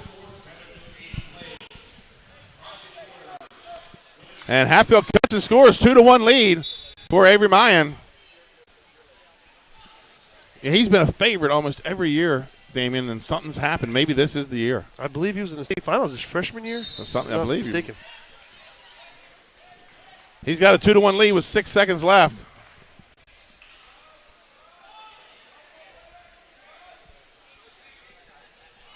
And Davis takes bottom position. Again, Watkins just putting on the ride. And he's able to keep up with Davis. Drops that single leg, follows it to the mat. Back in the top position with a 2-0 lead. He's putting on a riding clinic here on Davis. Yes, he is. A couple close turns there. That keeps a stall call away. And he gets a stall call here for staying on the hips.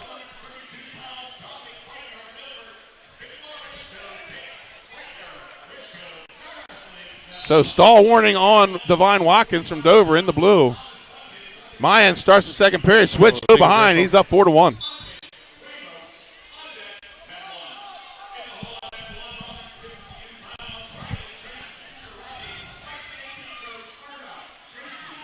JT Davis looking for a near side cradle. Watkins holding on to the so has a double leg. Might want to switch to just one leg to keep him from going behind. I tell you what, he's got to be awful strong to fight off this position right here. One arm. And he's going to do it and just gives up the escape. Wow. As they say, 1 before 2. 2-1 lead for Divine Watkins. Snap down by JT Davis, goes front head. Mayan up 4-1 on top here with 1:10 to go on mat number 2. Puts the boot in, brings Hatfield back to the mat. Power half on the far side.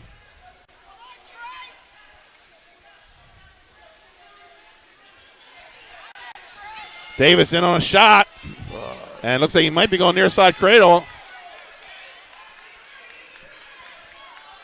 And is not able to get it. Watkins rises up. Wow. Steps through. 6 seconds. Davis looking at the funk. Takedown Watkins. 4-1 with 2 seconds to go in the second period. It'll be Watkins' choice. I think with the stall call. he has to take bottom. And that's where he's going to go. Oh, it must be Davis's choice. They must have taken top. 2 minutes on the clock. 4-1 lead for Divine Watkins.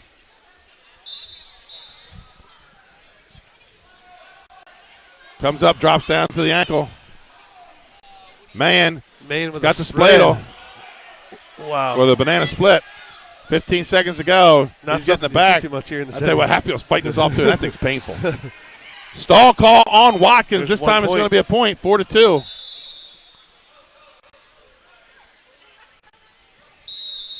And that's 4-2. Oh, that's a game changer. Yes, it is. Minute 39 to go. I mean, his first takedown to start the match was solid. His second takedown was a scramble.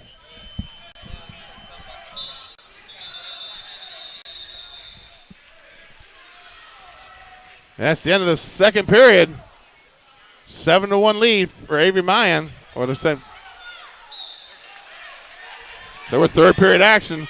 Escape for JT Davis, 4-3 with 1:20 to go in the match. Front head position by Divine Watkins. Davis able to back out.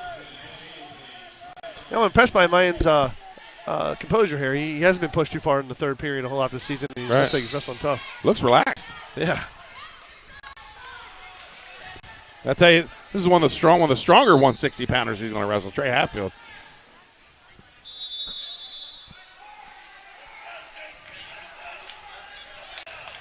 Shot by Hatfield. Down block by Mayan. 58 seconds to go on mat number 1. Watkins Damon starting to show some wear and tear, but he's going to get a takedown. Big takedown. 6-3 with under a minute to go. That's probably the takedown that might have broke this one.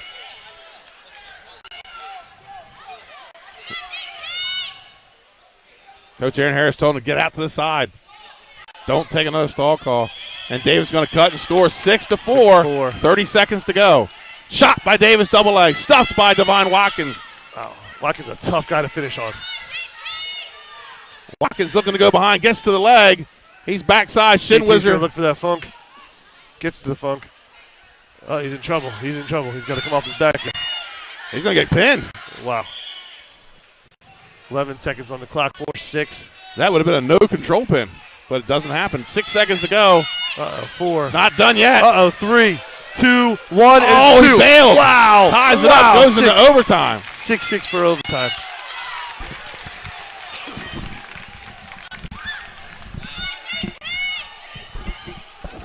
Wow. Anything you can say, Damon, this is the Henlopen Conference. Wow. These are the Henlopen Conference semifinals. Yep. 0-0 shot by Watkins. JT falls. And runs him off the mat. 56 seconds left. And you got to remember, Watkins does have a stall warning. So that another stalling call would end the match. 6-6 here. Avery Mayan wins it 12-1. He's headed to the conference finals for Polytech High School. Another great semifinal. Under 40 seconds to go on mat 1. 6-6, Davis and Watkins. Let's talk about the matchup on mat number 2. At 170 pounds, the number 1 seed from Smyrna High School, the Eagles. The senior, 28-8, Dakota Kerr. He's up against Tyler Bunning of Sussex Central, senior, 33-17, and he's the 4th seed. Bunning in the gold. And Kerr in the silver and red. And all attention right now is on mat number 1, 6-6, looking for that 3-2 upset.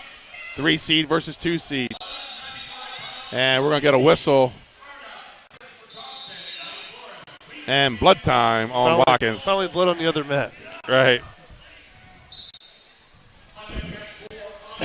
Kerr, he's also headed to the Centennial Conference. He's going to McDaniel College next year, the Green Terror. Joining former teammate Ronnie Wiest. Kerr, another guy we're going to miss here in the Smyrna lineup. Yeah, those middle to upperweights going to be a little, going to have to find guys in the closet to fill those spots, Damien. A couple of JV guys hanging out there. Mason Wilson's been hanging around the team for a while. He'll be a junior next year.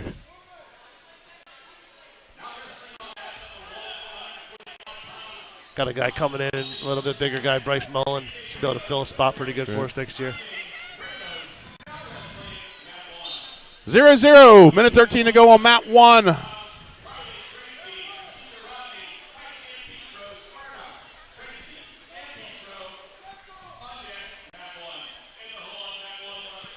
Still blood time with Watkins over here on mat 2. Or excuse me, mat 1. So we'll stick with the action on mat number 2.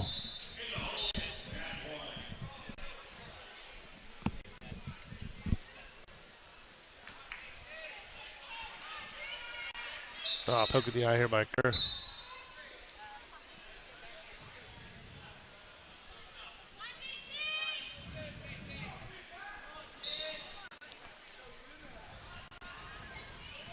Five, 4, 3, 2, 1 second to go. We're going to go to the twin 30s in the overtime on mat number 1. Watkins has been hit for stalling twice on top. Davis is going to defer. Watkins is going to go bottom. With the 2 stalling calls, Damon, I think he almost has to score here. He has to get the reversal to be in jeopardy of getting a stall call on his rod. Such a tough call to make as a ref. Normally you don't see a lot of them in this twin 30. It was locked hands right there. Hands still on the mat, but didn't miss it. And there's the locked hands call. Locked hands.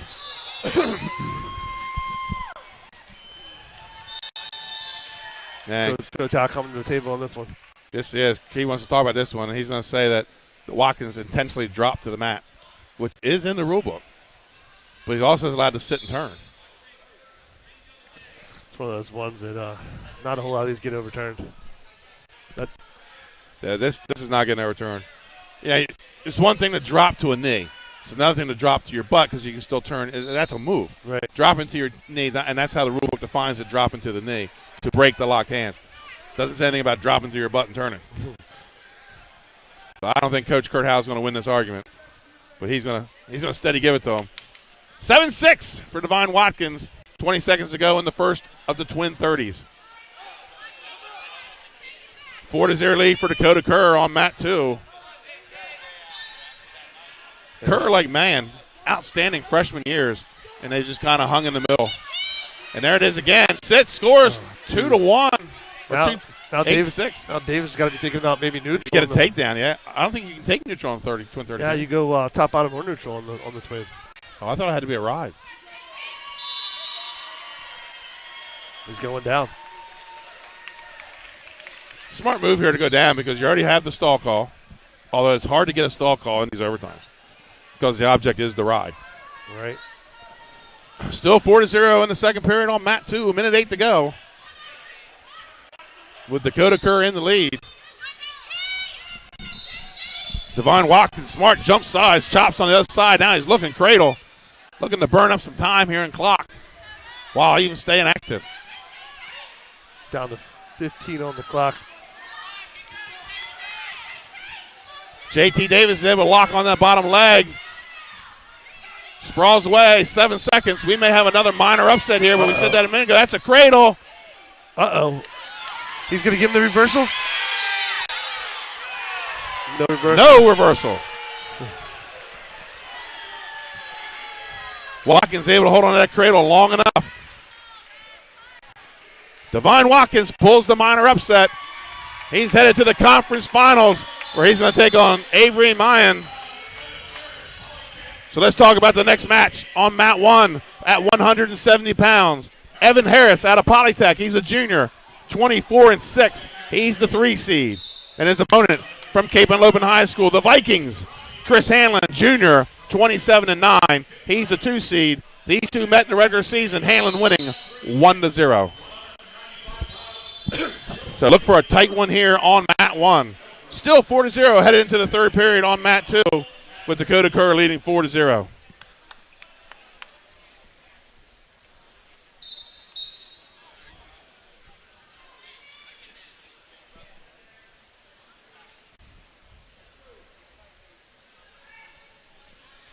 And here we go. Action underway on mat 1. Evan Harris from Polytech in the black singlet with the red stripe. Chris Hanlon in the silver singlet with the blue trim for the Cape Henlopen Vikings. If I'm not mistaken, is Harris not related to Jackson Dean? Yes, he actually is. It's his cousin, yep. Right. The Polytech Panthers. They have one in the finals already. Oh, nice. Oh, nice duck. Not able to catch the ankle.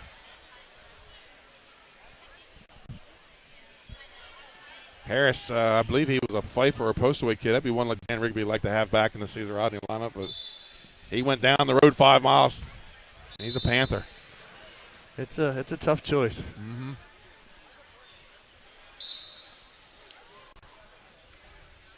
Oh, shrug. Looking to bring him to the mat. He goes behind.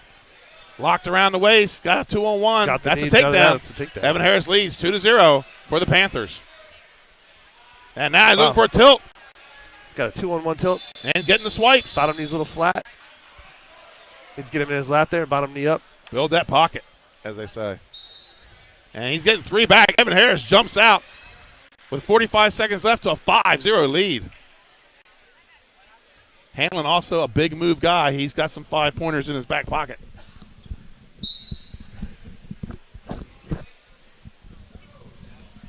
Shot by Bunning. 24 seconds to go. He trails 5-0. Harris looking for another tilt.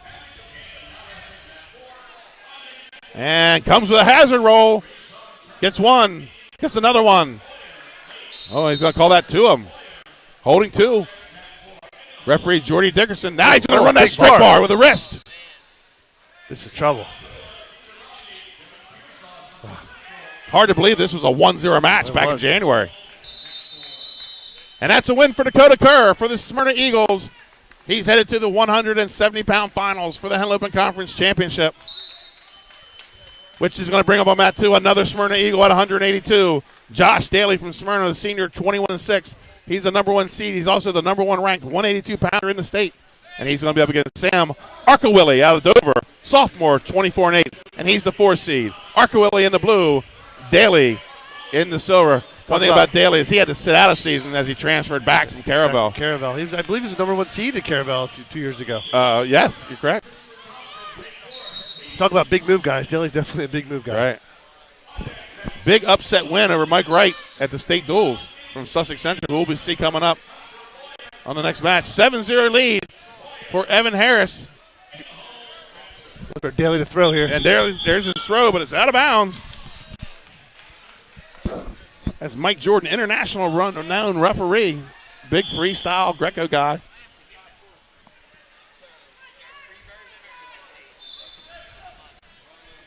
Daly go for the throw again. Daly gets the 2 on the throw here on the line. Get the takedown. Hanlon gets the reversal. He's up. He's trails 7-2, second period. Boy, how tight is this seating here, Damien? We're seeing all these 3-2s and some 3-2 wins, some 5s beat some 4s last night, and I think almost half the 5s won. Yeah, look at what we have here on the sheet. We're going 1 against 4, 1 against 4, one 1 against 5. Yeah. And we had the only one number 2 seed didn't make it through. We had the 1-7. All the 3s got through. All the 1s got through, and then we had a lot of 4 and 5s, and that's where you get to see a lot of those tight, heartbreaking matches. And you're going to see them again tonight when they wrestle back. 38 seconds to go on mat 1. They go out of bounds.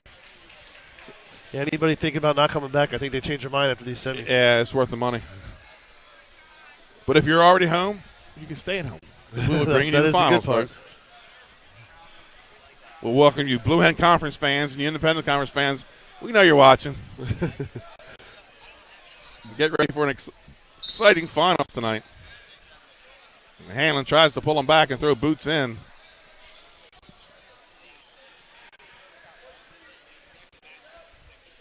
Harris looks like showing a little fatigue in the face there, Damien. Yeah, I don't know. Here's another guy who may not have been pushed too hard this year with. He won a overtime match over Gage Copes of Milford in the quarterfinals last night. That was an exciting 4-5 battle. Fun match to watch. Well, I'm sorry, that was a 3-6. And a stall call on bottom. Tough call on a inside wrist. A little hard to push up with one hand behind your back. But that's what we get from referee Jordy Dickerson. He makes the call, so we're going to go third period. Harris is going to the top. That's an interesting call. 2-1 lead for Josh Daly on mat 2 as we head to the second period. And Hanlon gets the escape. Makes it 7-3, so got to watch the big throw. And they go out of bounds.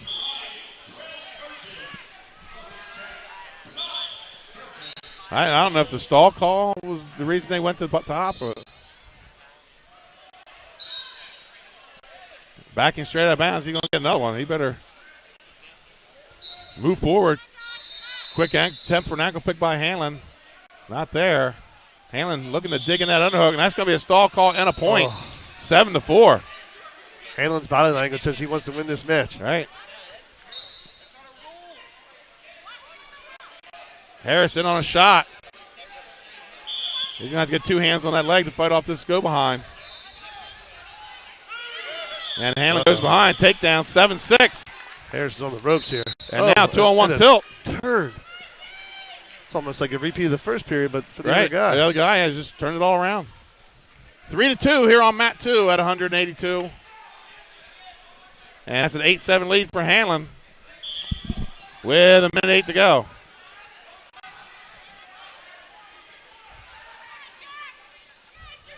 And another tilt.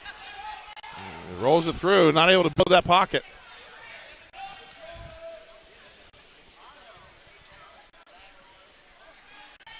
Gets a 1 count. And Hanlon's got to be careful. He's not in a real good position. And he gets his hips back on top. Up 8-7 with 40 seconds to go. 5-3, Josh Daly leads. Second period with over a minute to go. Polytech coach is taking the left of the table here. Maybe give their guy a little bit of a breather.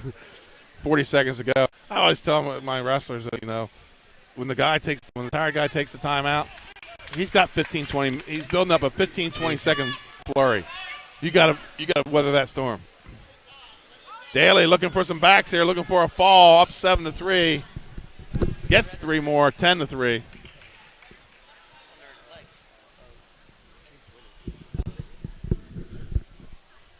And I think what we're talking about is the score correct? And it's the stall call. I don't think the coach picked up.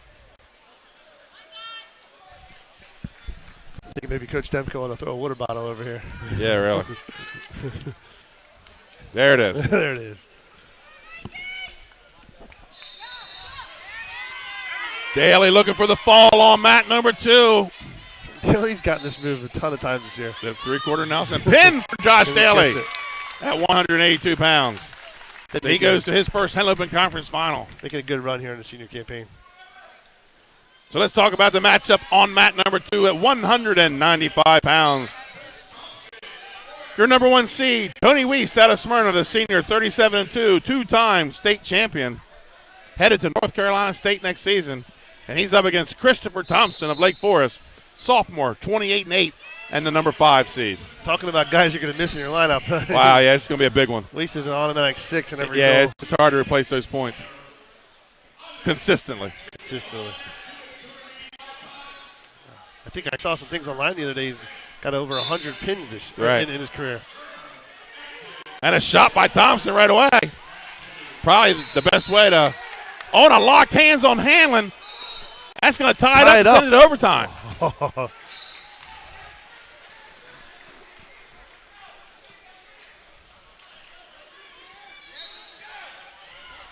Shot by Hanlon. Harris just kind of reaches out and puts himself in a bad position, and Hanlon goes behind. He's headed to the finals at 170 pounds, where he's going to meet Dakota Kerr. I think Harris is going to do some wind sprints this week. Yeah, he's got to get himself in shape for that next tournament. So let's talk about the matchup on mat number 1. Paul Hicks from Cesar Rodney, senior, 27-12, the number 3 seed. And he's up against Mike Wright of Sussex Central, junior, 38-7. He's the 2 seed. Wright was the number 1 ranked wrestler in the state most of the season. And just recently the loss to Josh Daly. Both of them wearing gold again. But Mike Wright will be in the gold with the blue band around it and the knight on the back. And Paul Hicks will be wearing the gold with the big CR on the side. The Riders of Cesar Rodney, the Golden Knights of Sussex Central. Action underway on mat number 1. Just about to end it with his patented power legs half. in, power half.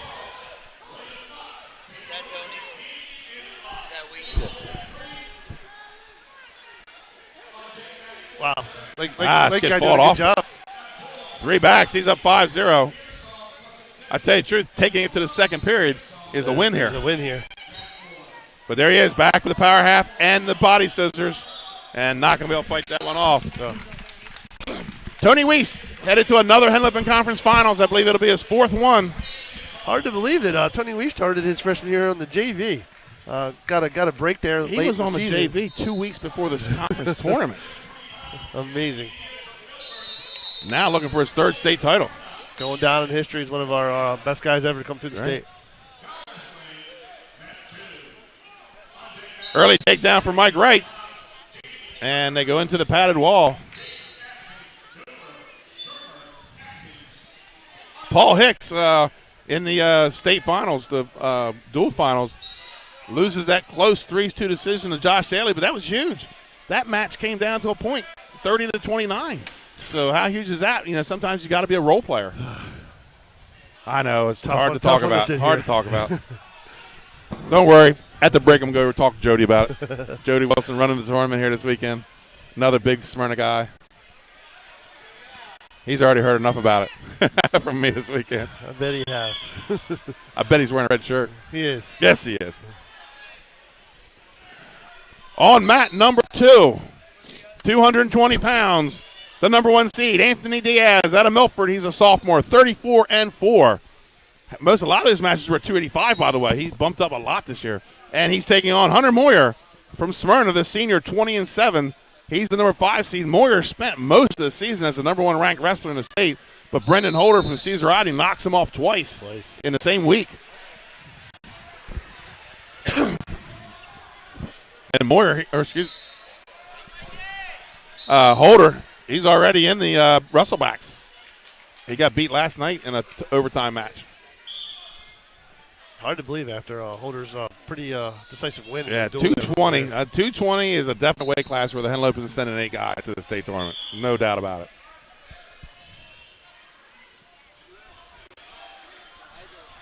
Diaz, he's the master of the 2-1 decision.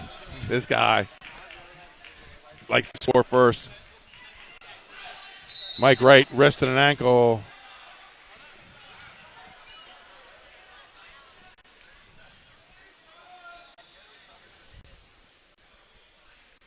Talking to the Caesarati staff, this Paul Hicks over here on mat number 1. He's just an athlete that they turned into a wrestler. He's a little bit of action last year as a junior, but really this year his first solid action, and he finds himself in the state semis. He's a ranked wrestler in the state, and just went from athlete to wrestler. No junior level experience from this guy? Never remember the name. Wow. Could have been. I think he's one of those athletes you catch walking down the hall. I always said if you want to be the greatest coach, you have to be a teacher in the school so you can find guys like this. 2-1 or 3-1 escape by Mike Wright. He leaves Paul Hicks at 182 pounds, 3-0. Right with an explosive and takedown. Right in on another double. Had a conversation with Tim Casey, 2-time Pennsylvania state champ. I think wrestled at Bloomsburg. Yep, Bloomsburg. And Howard High School. Coached at Howard High School for a while. He used to tell me that it was easier for the kids to come out for wrestling because he didn't take no for an answer. It was just easier to come out. Right. He'll hound you every day. He would just hound you, yeah. So 0-0, Moyer wins the toss, and he's going to go bottom position.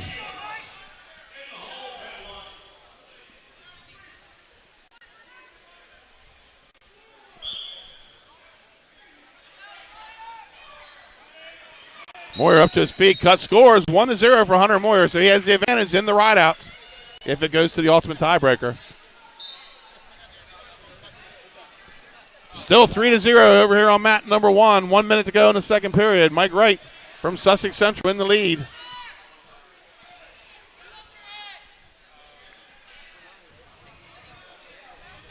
You still see dominant in this conference, Damien, as we look on the mats in the semifinals. Central, Caesarati, Smyrna, Milford, the 4 dominant teams for years, for 40, 50 years.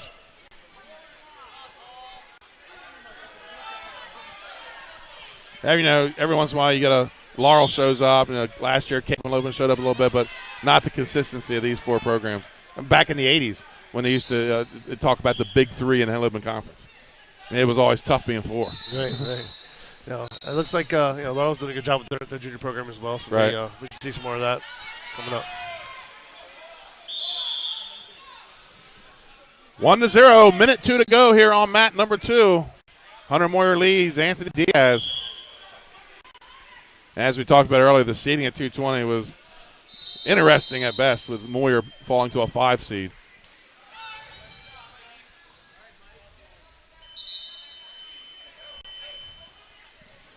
And we move to the third period on mat 1. We're going to go neutral. Mike Wright leads 3-0.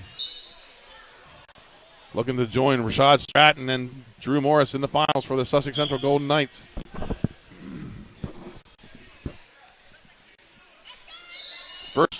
Under first-year head coach Shane Miller took over for the long time, 43 years of Phil Schulteis. 43 years. Did a good job this year of bringing them into the state duels. Did.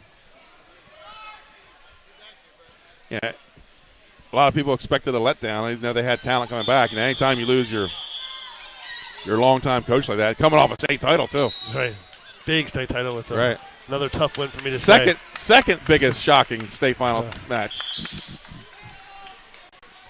I think the difference between last year and this year was people weren't surprised that Central was in the finals. This year, CR wasn't even supposed to get by Sally's. Right.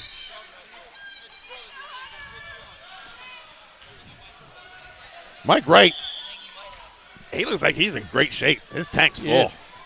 Late in the third, he's still pushing hard. Yeah. And give credit to Paul Hicks, as he's still in good position, taking shots, shoots them out of bounds.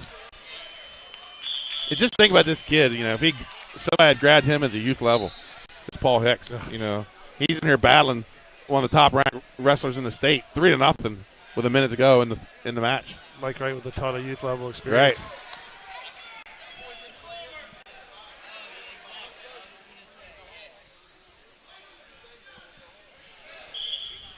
Diaz takes bottom here in the third period.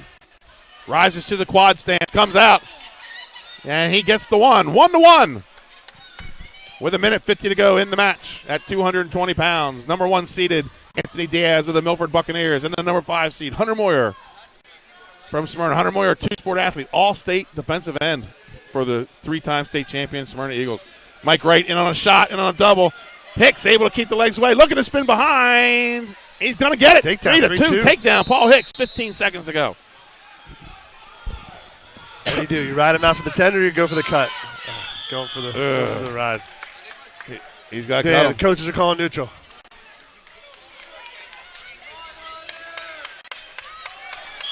So it gives him the free release, 4-2. He's got to take a shot. Urgency here. There it is. Takes a shot. In on a high crotch. Yeah, Mike Wright's going to lock up the ankle, and that's going to be it. 4-2 win for Mike Wright. Impressive. Both wrestlers battling it out here at 182. But Mike Wright's on his way to the finals. Both guys have great conditioning. I think that match was a great match. I like both those guys to go deep in the tournament. Yeah, absolutely, next weekend. So let's move to the matchup on mat number 1 at 195 pounds. The number 3 seed from Indian River, Zachary Schultz Jr., 33-10. And he'll take on the number 2 seed from the Milford Buccaneers, Eric Bennett Jr., 29-9. On mat 1. Diaz putting up a tough match against Moyer here in a 1-1. And Bennett looking to throw early. They go out of bounds. Diaz looking for a big headlock. Moyer has the body lock. Someone's going down. So, somebody's going to the mat. And who wins this one? Diaz, Moyer, or the circle. 30 seconds on the clock. 1-1. Inside trip, out of bounds. The circle wins. Ooh, the circle wins. 28 seconds to go, 1-1. Diaz, body language up, right back to the center. He's ready to wrestle. Here comes Moyer with 28 seconds to go. Moyer's got his hands out. He's ready.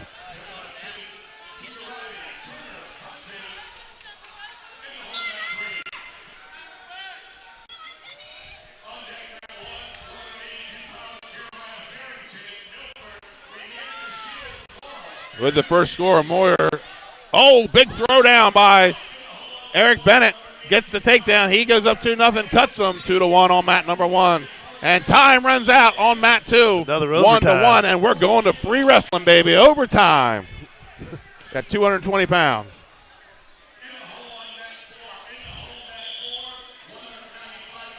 .302 fans, you're watching the Henlopen Conference Championships semifinals Live from Milford High School. Make Moore it hit a shot. No, behind.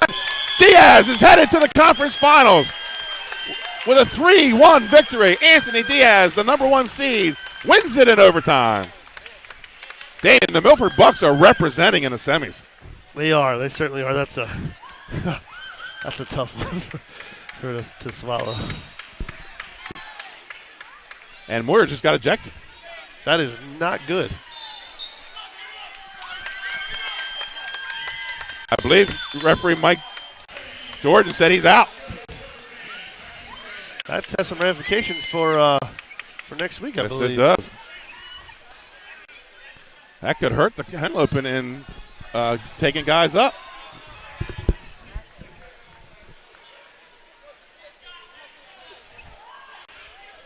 He is ejected from the tournament. So action back on 1. Eric Bennett. Takedown out of bounds. No takedowns, they go out of bounds. Let's talk about the matchup. The last match on mat number 2 in our semifinals. The number 1 seed, Jamie Shermer out of Sussex Tech. He's also the number 1 ranked heavyweight in the state. He's a junior, 37-5. And he'll be taking on Jaden Atkins of Dover. He's a senior, 16-7, and the number 5 seed. Crowd does not like this call. I think the issue was over not shaking hands. It must have been over not shaking hands. Which usually I don't get tossed for unless he says something too. We'll try to get a clarification. But as of now, he's out. And that hurts the conference in taking wrestlers up to the state tournament. That's a huge ranked wrestler getting thrown out. Bennett going out here with another takedown and some backs, looking for the fall. Yeah, not the way you want to finish your senior campaign. No. And Moore, I tell you what, even in that loss, he would have done damage on the backside. He's not a guy you want to see on the backside. No, absolutely not. And you might say he's opened the door, but no, he's closed the door because you lose that guy in your arguments to bring up more people to the conference.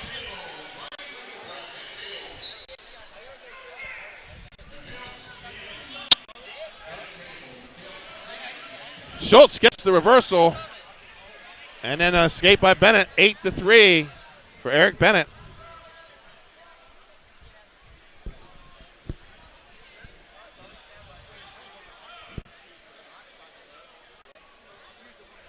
Takedown, Eric Bennett, 10-3 with a minute to go in the second period. All I can say is, Damien, you'd never be surprised what you're going to see here at the Henlopen Conference Championships. Sure enough. But wow. That's a lesson learned for these little guys watching. Absolutely. These little guys. Well, you know, How to carry look, Hunter yourself. Moyer's a great kid. I've always had great things to say about him in football and wrestling, and he's a great athlete. Emotion got the best of him just right there. Emotion's got the best of him. I love the guy. I mean, Yeah. he's come up through our program from Awesome from little kid. Very respectful. And, you know, sometimes, you know, wrong place, wrong time to do it. That's all. He did come back. To his defense, he did come back and to the table and address the referee politely, but he had made his decision. It's a shame for Hunter Moyer. It's also a shame for the conference at 220 pounds.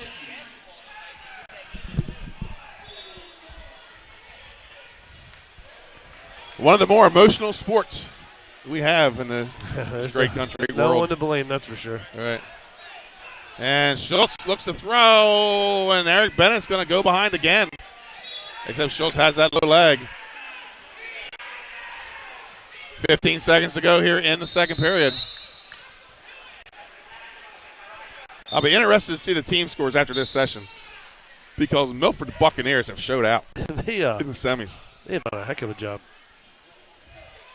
And they're from the smaller division for the folks that are not followers of the Henlopen Conference.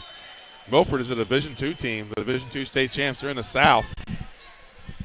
They did have a win over Sussex Central this year. They did, and Sussex Central has a win over Smyrna, Right. And Smyrna had a win over CR, so they could be claimed to be one of the most dominant teams in the state. And all those points Hunter Moyer earned are gone. Yeah. Plus, I think 2 for the ejection. All points earned are erased. That could change the team score. Certainly could. They had a huge lead coming in, so hopefully the Smyrna Eagles can survive it. And Bennett, he's got the hook, throws him to his back, putting the weight on, looking for the fall. Got to get, as they say, perpendicular. Two backs and a takedown. 14-5 lead for Eric Bennett.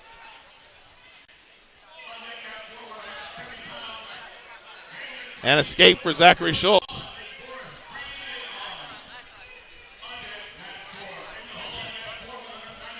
Schultz needs to show some urgency here.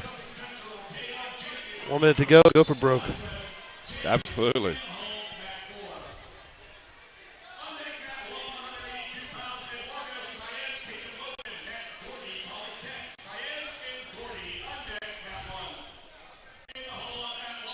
And Eric Bennett, another takedown, looking to put him to his back, looking for a fall here with 48 seconds to go.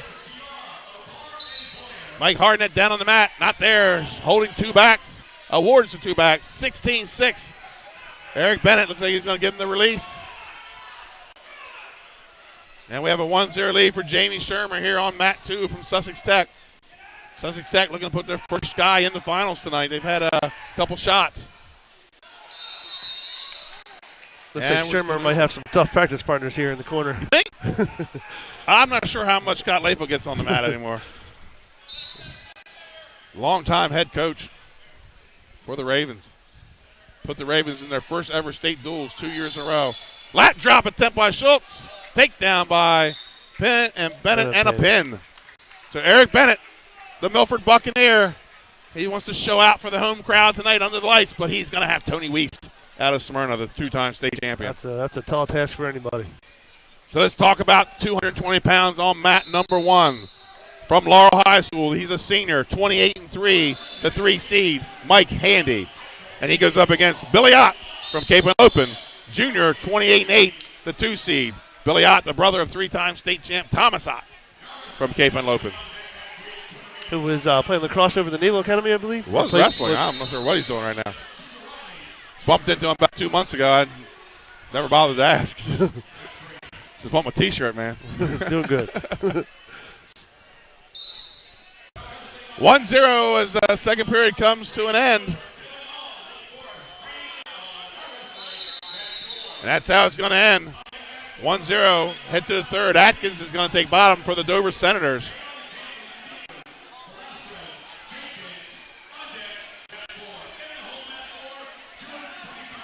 So I'm not sure what we're waiting on here. Here we go. Got a referee.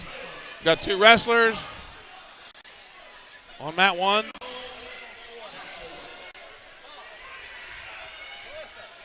Shermer, I think he's floating with close to the full 285 here at heavyweight, Damian. Yeah, he's one of the bigger. He's a big guy.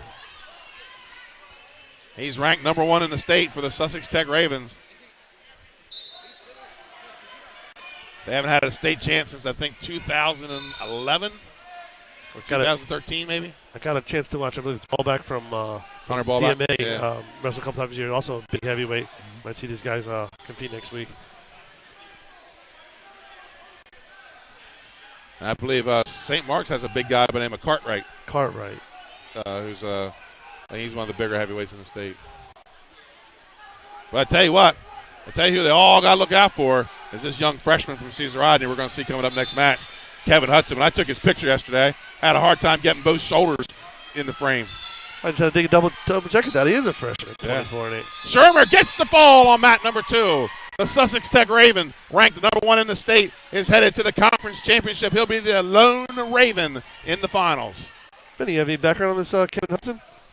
Just from what I hear from the coaches, he was a tough middle school kid. I talked to Kurt Howe back in December, and he said that, when he was working with him in the off season, he could have been. He has the potential to be a state champion then. Wow. He sees him as a potential 4-timer. Now he's got 2 losses to Shermer. But you'll see him coming up. He's a big freshman. That's interesting. We have a couple young kids here at the bigger weights with the kid out of Sally's. Right. Who's doing a real good job at 220. And Hudson here.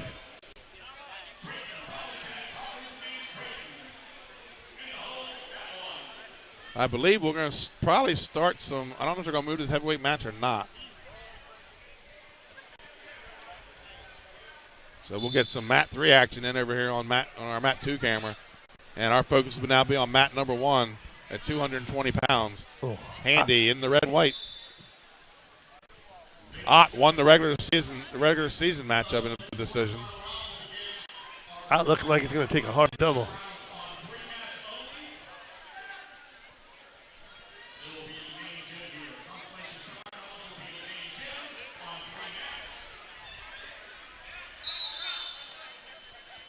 Zero at the end of one. Ott wins the toss. He's taking bottom. He had the overtime decision over on the ultimate rideout on Brendan Holder last night.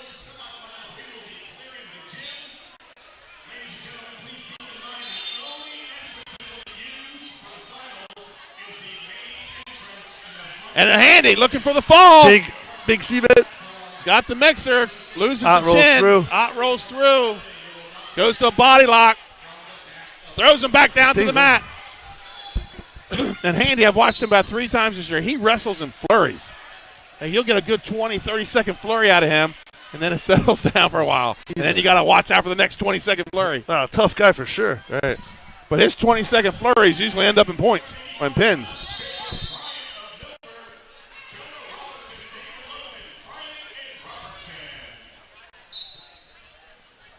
Ott rises to his feet, near side cradle.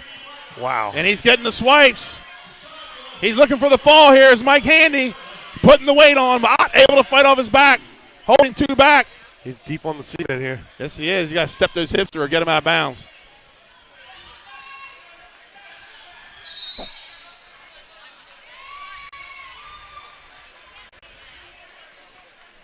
Coach Gladden come to the table. Was it unsportsmanlike?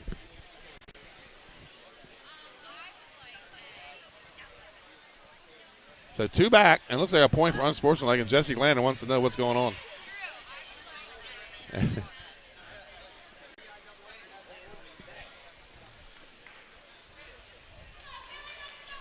So, folks, we'll catch some consolation action here for you on mat number 2. This looks like heavyweight, or 285. Our focus commentary-wise will be on mat 1. 2-1 lead for Mike Handy. And you know, at 220 and 285, Damon, usually those guys don't score a lot on top, and Handy gets 2 points this period on top. Yeah, he's not your typical. Right. 220. That's going to be no change. Oh, no, we get the escape, 2-2 with 1:03 to go.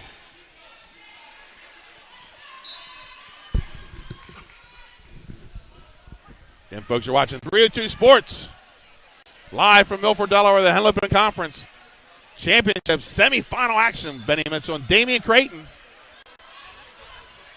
Damian, our transplant Henlopen Conference guy, former William Penn wrestler. We won't hold that against some Henlopen fans. William Penn's on the way back. He grew his roots down here, hanging around that Smyrna area. We won't hold that against him either. But, hey, Damian, again, appreciate you coming down, filling in for Scott Kammerer. No problem. This is fun stuff. Handy putting on a little level change, double leg, goes out of bounds, 31 seconds. I told you he wrestles in flurries.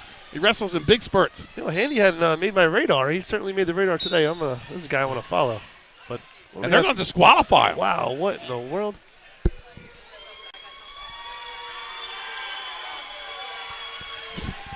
Not sure what happened there. He smacked the head a couple times and took a double leg shot.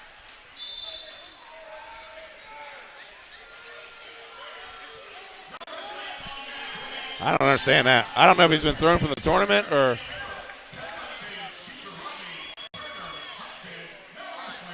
I'll tell you, there's a guy you don't want floating around the next week on a lower seed. I think they threw him out of the tournament.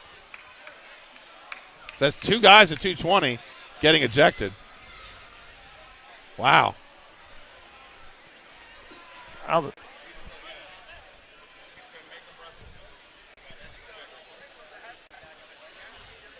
Wow. Head coach Jesse Glenn just walked by and said he was ejected for saying make him wrestle. Wow. Got to have thick skin to wear those stripes. 2 220-pounders. So that's 2 220s that are out. Right. 2 220s that are out. So let's talk about heavy. Let's talk about this 285-pound match. At 285 pounds, the last semifinal of the night. Raymond Turner from Indian River. He's a sophomore, 33-13. He's the number 3 seed. And this is the guy we were talking about earlier, Damien, the freshman from Cesar Rodney High School, 24-8. He's the number 2 seed, Kevin Hudson. Crazy ending here to the Henlopen Conference semifinals. I've never seen anything like this. Wow. 2 guys ejected in the same weight. Interesting. The referee's not holding back here. Well, I'll tell you. Well, sportsmanship's important, that's for sure. It's important, but wow. As many times as I said make him wrestle, I've never.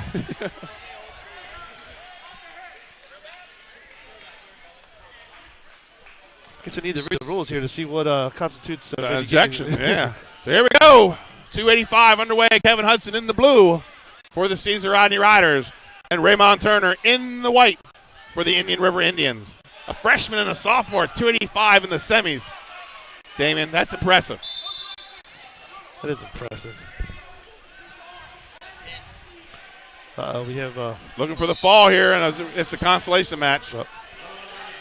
Robertson from Cape Henlopen.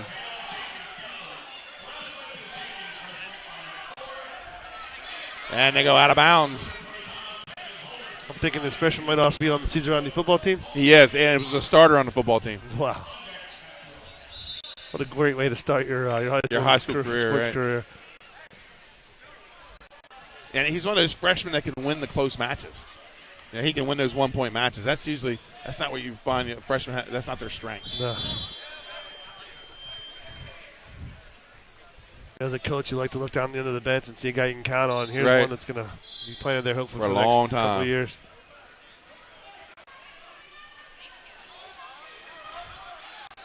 The Cesar Rodney Riders back on top after a layoff. Last state title was 2012. They won back-to-backs in 2011, 2012. And this year they surprised the state.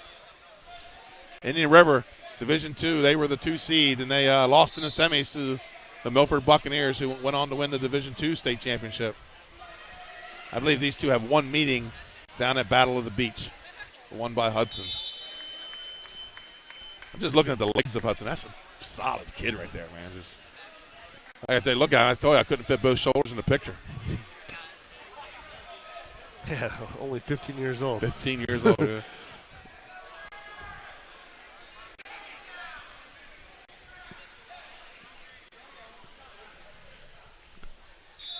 I know the coaching staff over the summer, they were excited about this kid coming. Well, we got a few more matches to go. We got some consolations coming up 220. I don't know if we're going to have anybody left at 220 by the end of the night. That's the 10th place. Right.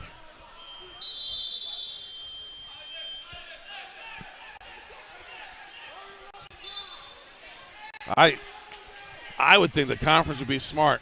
I don't know if it would count, but those 2 guys, I would wrestle them off for 9th and 10th.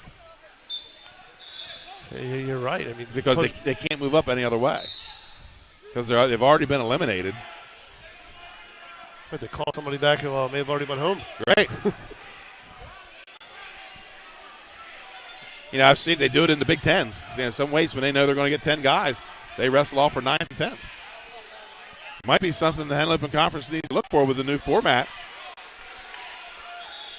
You know, right now they're ahead of the power structure in wrestling in Delaware, and we're going to see a couple of weight classes where they're taking 8 guys. That says a lot for this conference. Right. Escape for Hudson. He's up 1-0. I tell you, this kid just good head position, good body position. He doesn't ever seem to get gassed either.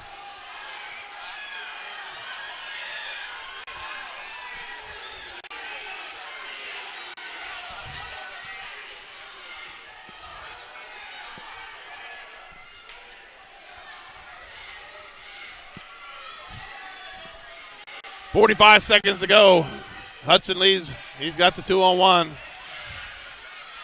Now he drops down to a single. Not there. They step out of bounds. 38 seconds to go. I was thinking maybe he was working out with Wisniewski on that Russian 2-on-1. That's right. Yeah, another thing, when you talk body language and composure, this freshman has it. He's got the total package. I don't know that we've had a freshman come through and pull off a state title as a heavyweight, no. We had Marcel Roberson that was a 4-time finalist. He was a runner-up. Right.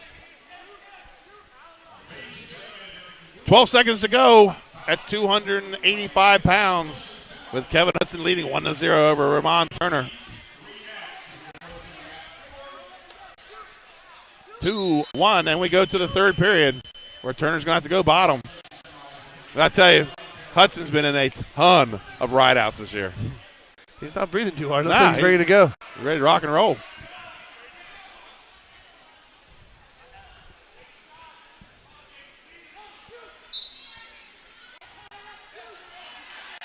And Turner comes to his feet. And Hudson's going to drop, pull him back. He's going to have to cut him loose. He's going to get a stall call here. But he brings him back down to the mat. And Turner able to crawl to the edge. And they go out of bounds. Minute 43 to go. And that's Coach Dan Rigby's telling him, hey, if he stands behind too long, you got to cut him loose. Ooh. And they're going to go optional start. And gives him the free release. Minute 42 to go. 1-1 at 285 pounds. That's a gutsy call with no stall.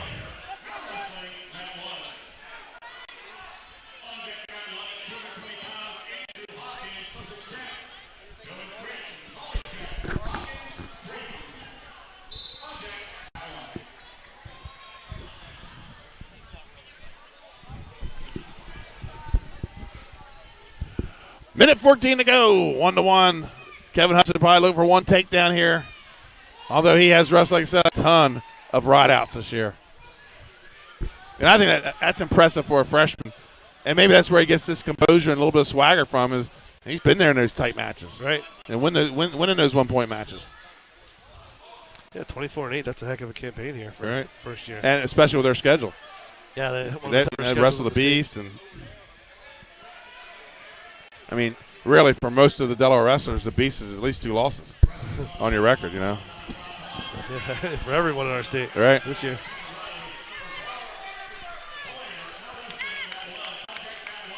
$30 seconds to go.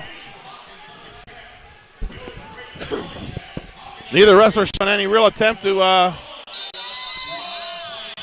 win this in regulation. There's, as they say, that Hudson goes 2-on-1, not there. 15 seconds to go. Turner tries a shrug.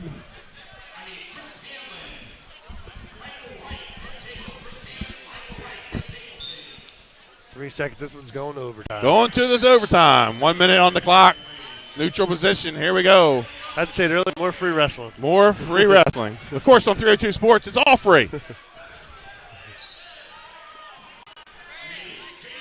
Again, I want to thank you for joining us today on 302 Sports for the Henlopen Conference Championship semifinal matches. And we'll be back tonight or this afternoon for the championships. Yeah, this seat's a little better than sitting up in the bleachers. Yeah, absolutely. And let's face it, you're going to talk about wrestling while you're up there anyways, right? With my crazy 7-year-old. Right.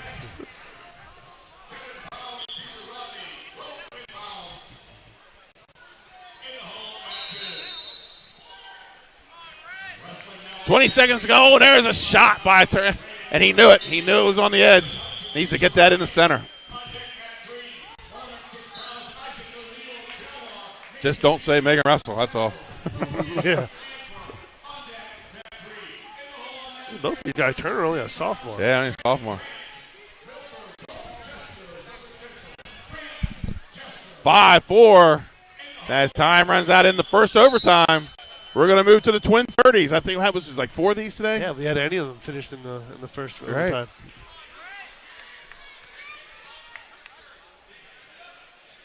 So Hudson wins the toss. He's going to take bottom. He has the advantage in the ultimate ride-out with the first point scored. He showed he could ride for 30 seconds. He didn't give up the point till late.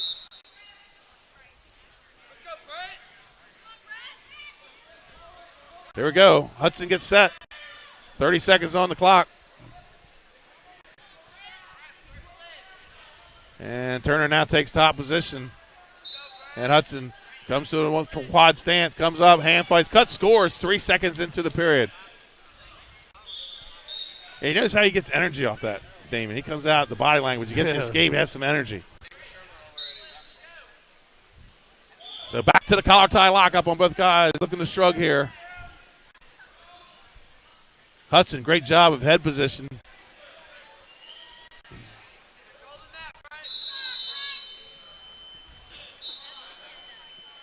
And that's the end of the first twin 30. Turner will take bottom in the second twin 30. He leads 2-1. No stall warnings, right? I don't think so, but they've been talking. I don't know if Hudson got hit in the second period or not. Coach Rigby's seeming like he might have it. Maybe we missed that one.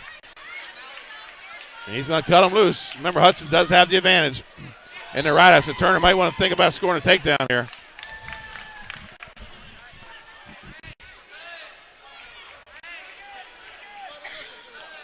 Shrug attempt by Turner. 10 seconds to go in the second ride out.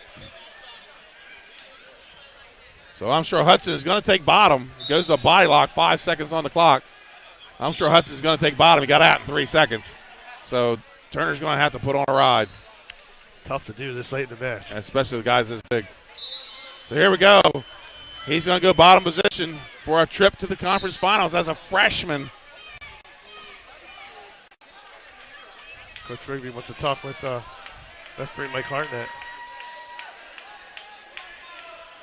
Something he saw in the first time on top is he wants to make sure Mike Hartnett knows about it too. I think home coach Windish, I might want to know what they're talking about. Right. I tell you what it is, he's going to drop down to a single leg. I saw a match end last night on this. It's over. Reversal by Kevin Hudson. The freshman is headed to the Henlopen Conference Championship match at 285 pounds. So, folks, that's a wrap for this round of semifinals. Damien Creighton, thank you for joining me on Matt's side. Folks, we will be back 4:30 for the Henlopen Conference Championships here live from Milford High School. Thanks. Son had a lacrosse game, got rescheduled. He forgot to tell me. What? Cameras in Lynchburg, Virginia. Thank you.